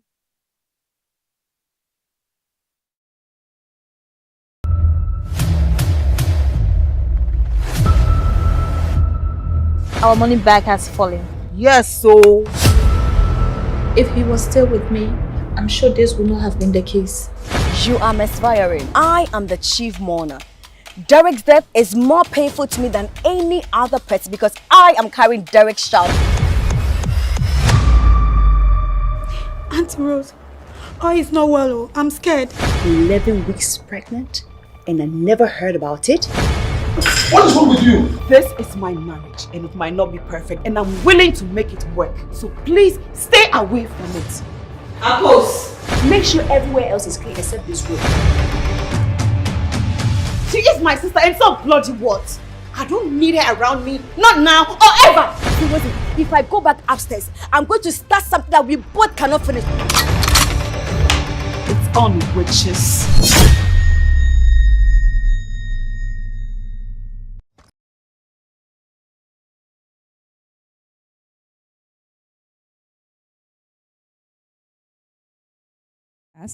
It will mean so much. Thank you so much for the opportunity. Thank you. Thank you. So yes, tomorrow at Cap Cinemas in Ugundano, Allen, we are having screening all the way from 9 in the morning, all the way till the evening, and then we wrap up. So please look at the screening schedule, and she's inviting you because she's going to be there and to screen this movie. Thank you so much, Juliet. And I'm going to go next to Kwame. Kwame, you're welcome to Lagos. Thank you. When I look at you, I think you look so much like Mensa Otabil. Are you related? No, we are not. We are not. Are you? No. Okay. All right. So you have the floor now. Okay. Thank you. Hello, guys. And greetings from Ghana. But before I start, I go into myself. I'd like to commend Juliet, Asante, Ya Santua. If you know the history of Ghana, you know Ya Santua. So, so the name means a lot. And if Ijoma were Ghanaian, I would call her Ya Santua as well. Yeah, I would. And ever since I came here yesterday, I've been checking out and I said, I know this woman somewhere. Now, when you mentioned this cup, now I know. Yeah, ages ago. And I think I saw Chichi as well. So, a long time. You guys have paid your dues. And I'm not surprised you're still pushing it. They're listening to my small brother, Francis. I see the future is very bright. So I don't know how long I have. I can talk the whole day. But I'll let you know when to stop. Exactly. So I'm going to try to be very brief, to be 3 or 4 parts. I'll talk a little about myself, just a small bit, and then a little about my new project, one of my many projects, the new one, the reason why I'm here. And then I'll segue into collaboration, right? The theme for which we are here. And when I'm talking about collaboration, it won't just be about Ghana-Nigerian collaboration, okay? About collaboration to go to the world. So I'll say a few things about myself, and then you can screen the trailer. Then, So I'm basically a teacher. When I was young, my parents, my mother's friends especially, used to say I would either be a teacher, a doctor, or a priest. I know I can't be a doctor. It's too late. But fortunately, my daughter is a doctor. She told me that she would do that for us. But I could be a priest later, so I'm still praying. But I'm basically a teacher. I haven't had any professional training in what I've been doing for the past 3 decades or so. I've trained in economics, development management, and education. But I got into this industry when I visited UK. Those times when in university, you say you're going for holiday, but you're actually going to work, So I went to UK, and then I met some Ghanaians in a pub. One of them is called John K. May so rest in peace.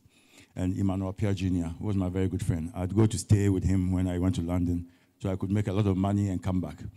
And at that time, John K. was looking to relocate to Ghana, and he was going to set up a production house. And then he said he had this terrific idea to do a concept called Taxi Driver. I'm sure many of you know about that Taxi Driver series. Those of you who are old enough, it showed in Nigeria as well. And he said, imagine the talk show on wheels. So that's all right. Fast forward, they came back to Ghana. I had finished my first degree. I had set up some poultry farm. I always told people I have to work for myself, okay? Because when I want something, I want it now. I can't work for anybody. So they tried to get Taxi Driver off the ground. And they would come to the poultry farm over the weekends and eat free chicken and complain a lot about, because they'd both been outside for a very long time. They'd complain about how it was difficult to set up, how workers were mercenary and so on. So now and then I'd go to their studio and help them with recruitment and things. And gradually I started becoming interested, because I was saying poultry farm is hardware and this that you're doing is software. Because I could see the potential impact that you could reach out to millions, and then you could touch people, and you could impact lives. So when my sister Chichi was talking, I said, that's what's driven me here. The ability to touch lives, change minds, because I'm also very deep Pan-Africanist. But more importantly, the bottom line is also very good. When I go into collaboration, I'll mention that too.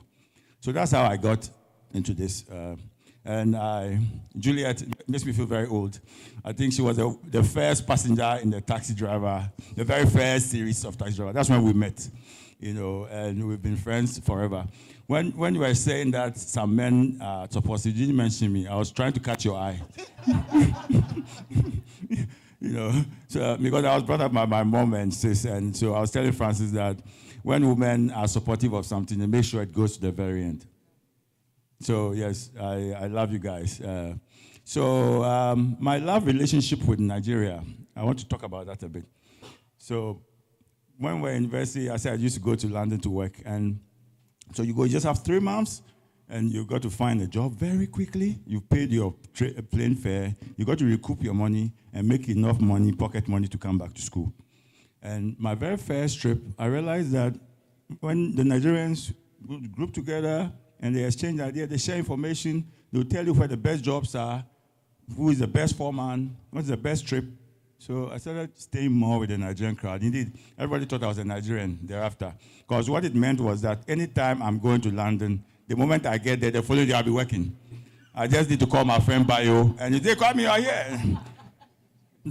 The difference with the Nigerians and the Ghanaians was that the Ghanaian, if he's working at a top place, he wants to be the only person there. So he will invite you guys over the weekends and tell everybody that they come and eat in my house. He won't show you how he got there. So that's a compliment. But I'll say good things about Ghana too when I come to collaboration, for sure. So, and then it continued when I did my flagship program called Sun City. I believe most of you who are old enough have seen it. Yes, that's the brain behind Sun City. Clap for me. Yeah. So, and I bring Sun City in because it was mind-blowing. We used peanuts and a lot of hustle. Juliet was reminding me yesterday that I even owe her some money from that because she used to star in that as well. But for me, the key things that came out of it was we made stars. So you guys know Van Vika, and he was so big here. That's where he got his very first thing. John Dumelo, you guys loved him so much. He was even just an extra in Sun City. Okay? But another key thing was that Sun City showed here in about 5 or 6 stations. And then they told me that, wow, so that's where collaboration comes in. We could do content, and Nigerians would love it. But in terms of the impact as well, I mean, they are not here so I can say it. We are streaming live, but I'll still say it. When I go out, I'll defend myself. I always tell people that Van and John Dumelo were not necessarily the best of the actors in the Sun City thing. Yet, because he showed in Ghana, maybe because they were handsome, he showed in Nigeria, they got the chance, and they became now, they are the two, if you are talking about male Ghanaian actors, 2 biggest, and they've done well for themselves. Can you imagine all the hundreds others that could have been blown up? And he showed in Nigeria, and I tell people most of the money I've made that sustained me was from Sun City. He showed he made me at that places anyway. So that's when I fell in love with Nigeria. I used to come for the Abuja Film Festival, Fidelis Duka, all the time. And my big brother used to work for Unilever, so he had a plush place at Banana Island, so I used to come all the time. So but I haven't been here for the past 5 years. So when Juliet mentioned, I said, okay, let me go check out that place again. So now can we show my trailer before I keep on talking for the new thing? Stop. Exactly.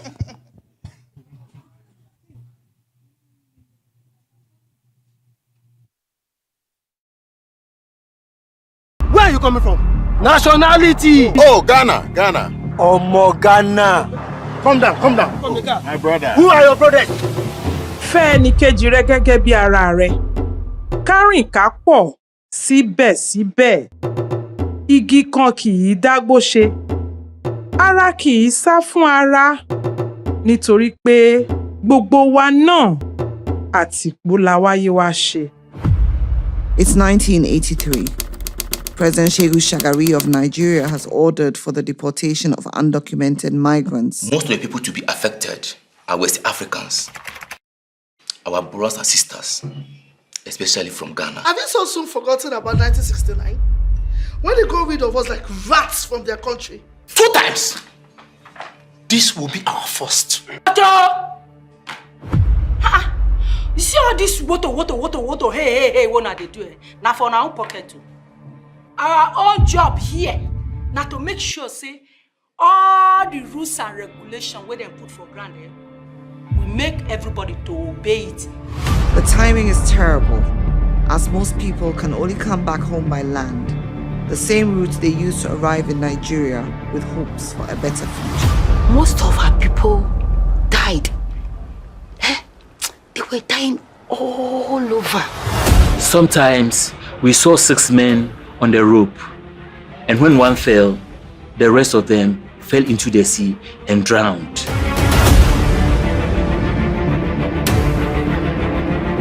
People lost properties, people lost their lives.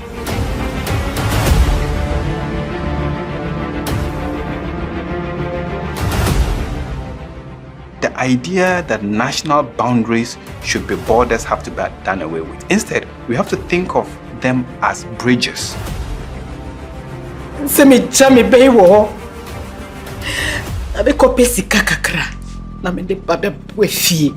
guess it was because we had nothing else to do. We had no choice. We had to go. Otherwise, you couldn't feed your family. As people develop, as people improve themselves, they want better lives for themselves. And if that means moving to another country for that to happen, that's fine. It's not always perceived as being a good thing, although migration is a good thing for everybody involved. We have relatives, we have friends who are migrants, and we ourselves might in future be migrants as well. And how different is it now from 40 years ago? There's a new term in Ghana now that the young people use. Afojakpa, they say. Even today, if you can make it happen. I can see you ready and eager. Well, it's going to cost you 1, 2, 3, 4, 5, 6, 7, 8, 9, 10 plus 10, 20 grand. Now make it happen. That is inclusive of your paperwork, your visa, your ticket, 6 months rent, and of course, work when you arrive in the U.S. to America. Emma obia na da say to kwan say woye wadwene say obetu kwan so a memfa nyonko boni bia bibia hwe nyonko papa ehia wa obetumi aboa.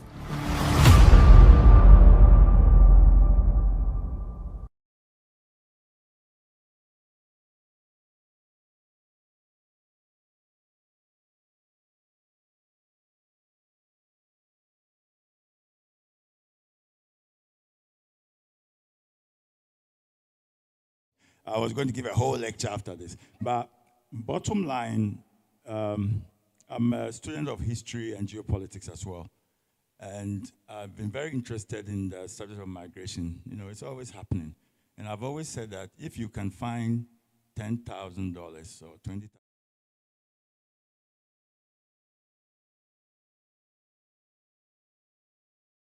$1,000 straight in the account to give you.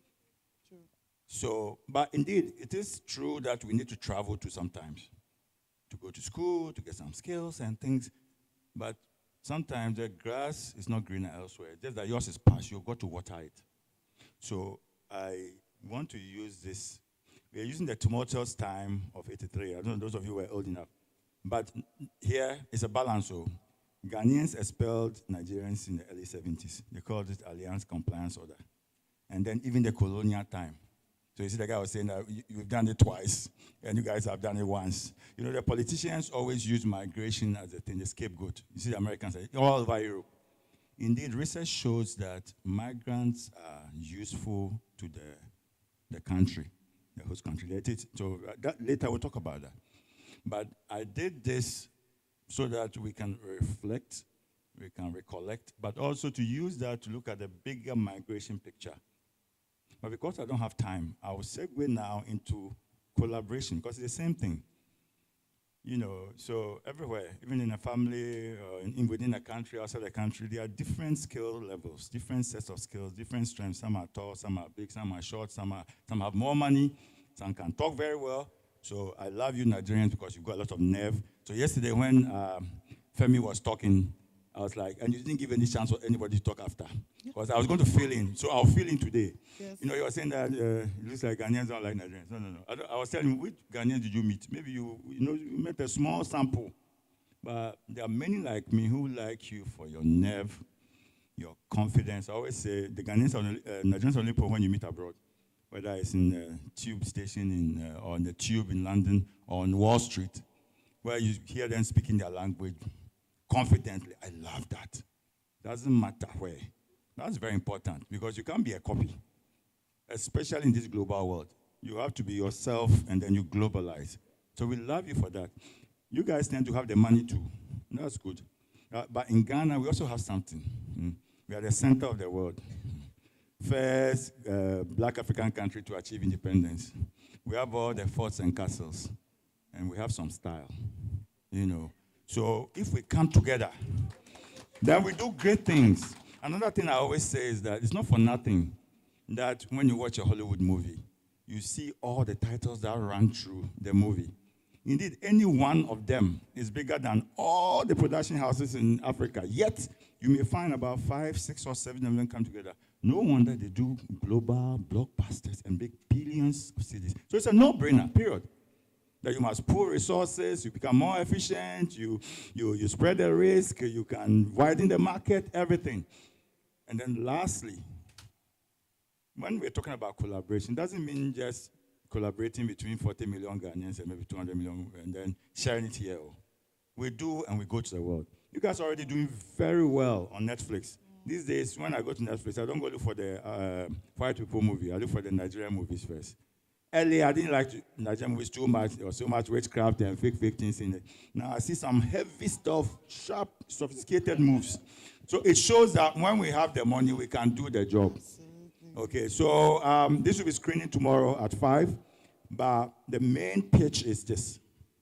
It's all right. It's about 65 minutes. We intend to show in Ghana, take it to the European places and go and teach them a few things, you know. But I'm looking for a Nigerian producer, co-producer, or co-producer distributor all together so that we can build 3 or 4 scenes. I've actually written them already, but I'm open to suggestion. Because in my research to do this, I did a lot of research. I heard some very poignant stories. You know, the government said you must go, but there were lots of human relationships. And one of them that stuck with me was that there were some Nigerian families who actually took some of the properties of the Ghanaians because you couldn't carry everything and kept it for over 1, 2, 3 years and then sent it back to the people. Wow. And many other such stories. I want to build a few scenes in Nigeria and then add it to it, so to deepen and embellish it. Then what it means is that I can also tap into your market. But it has a business reason. Then I can come and show here as well. Yes. So anybody who is interested in connecting like that, I've identified a few that I intend to reach out to, but anybody here who wants to have a conversation on that can happen. Otherwise, come tomorrow, watch the movie. I believe there'll be a Q&A session. Yes. So I'll have the chance to do my lecture. Do your lecture, yes. I was going to say Thank you very that. much. Thank you. Thank you. Yes. Thank you. Please, a round of applause for him and, for everyone here. So just to let you know, even that lecture, so right after now. Actually have that lecture, right? Just make sure you surround him, and then he can, deliver that lecture, because it's very important that we hear him out. He flew all the way, to come here, and that is the whole essence, and that's why we're very intentional in these things that we are doing. So I want to say thank you to everyone. But before we wrap up and you go and eat, sorry, we've eaten into your break, okay? So please make it very snappy so that we can come back in another 15, 20 minutes max. So we have a video from National Film Authority of Ghana that says shoot in Ghana. So we're just going to, it's a 30 seconds video. And by the way, this night there is a dinner. There is a Ghana delegation dinner hosted by Fame House. So I'm sure you've gotten the invitation, right? You have checked your emails. I'm very sure you got that invitation. So please, there's still going to be more opportunity to engage and to network. The dinner is 7 p.m. And if you're registered and you have this badge, it's at Fame House, Lekki. So please make sure you don't want to miss that. They are prepping so much for every one of us. And it's important that we don't be tired. Please don't be tired of us, okay? Yeah. So please make sure you're part of that dinner this evening at 7 p.m. And then tomorrow we have the screenings. So can we have the...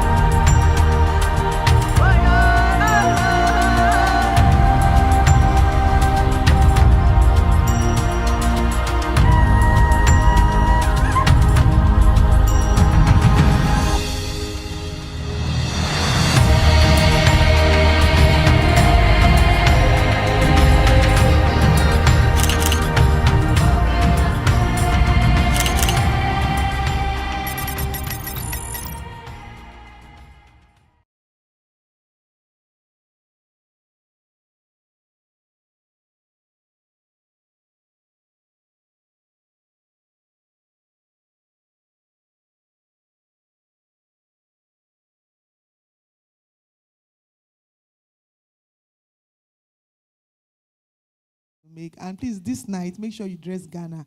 Go and look for kente if you don't have, right? And make sure, and get this. Yeah, do you still have this? So please go to the Ghana stand out there and make sure you get, shoot in Ghana, right? No, for the lunch from here. From Kano? From Kano entrance.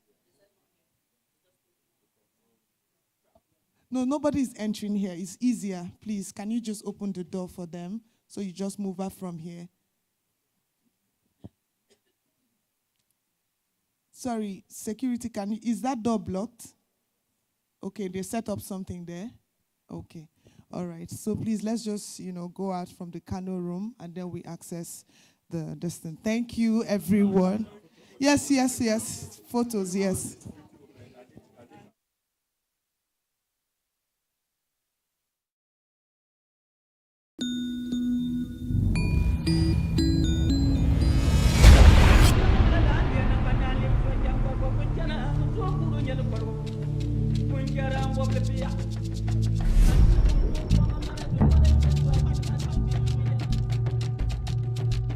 Himmel? Yo. Are you doing something illegal in there? No. So what do we do now? We bang on the door till she opens it. Have you lost your mind? Quickly, I'll finish in no time. I need you to flash him out quickly before he does further harm. Who is spying on us? If I want something, I will go for it. Let me tell you what I know I don't want. You never did, don't now, forever will not. Boy, bye. When a boxer wins all the titles, how is he referred to? Undisputed.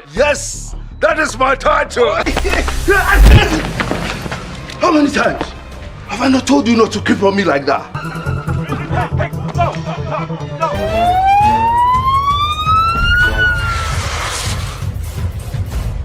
Mr. Bempo, what do you know about this contract? My wife is a fashion designer who also deals in handicrafts and local fashion accessories. She is not a furniture contractor.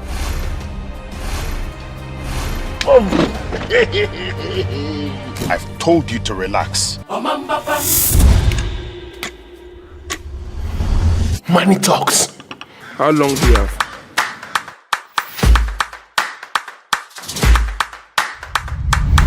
People are like phones. You need to get the passcode to know everything about them. What I said, no Chibuzo has got your back. You need me to help you type anything. Oh. Yeah, my dear. Don't try it. Just keep mute and save us both the trouble. Coffee shop.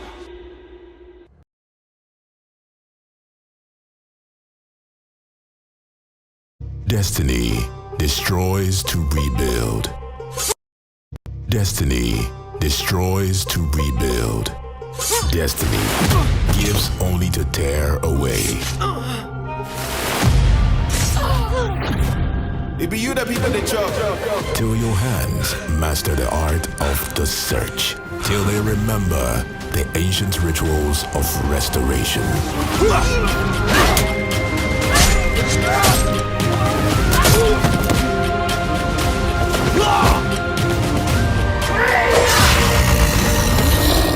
Bring me his hand. Jabari, Truth of Destiny. Premiering at Silverbed Cinema, Crown Mall. 22nd September, 7 p.m. Book your seat now.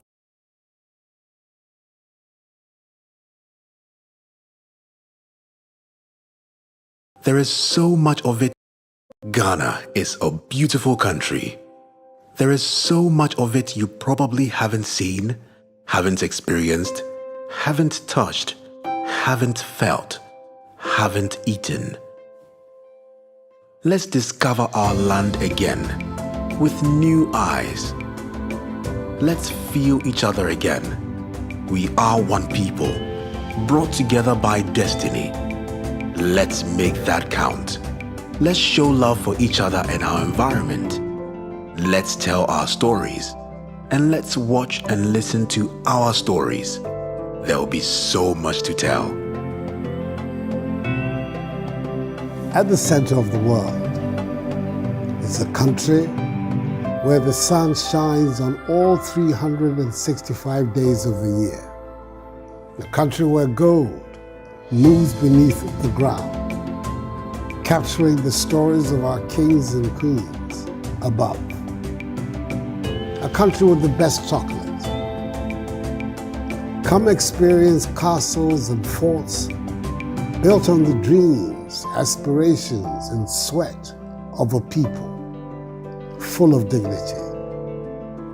Beneath the deep blue skies, follow the stars and let them take you on a journey of our people to the ends of the world through our rich culture, through film. The Black Star is calling, Akwaba. I am Nana Adodankwa Akufo-Addo, and I'm the humble but proud president of the country at the center of the world, Ghana. God bless our homeland, Ghana.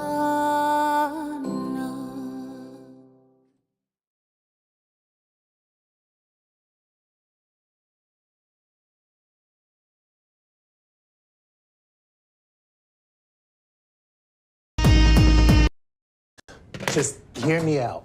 You better leave before I mace your ass. The senior partners at my firm are getting probing questions about McCullough and Associates. Now, I heard the same from my source at LAPD. Brittany, something big is going down.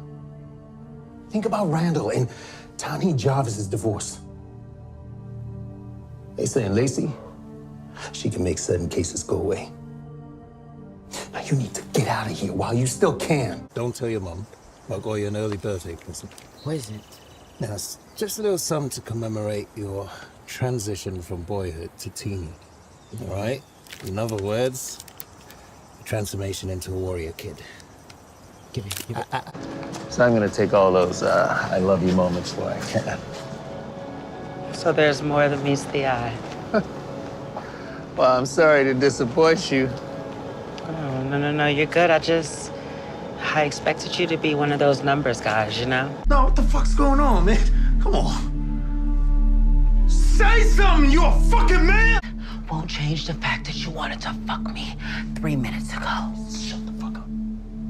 Shut the fuck up. Let's put that behind us. You know we're better on the same team.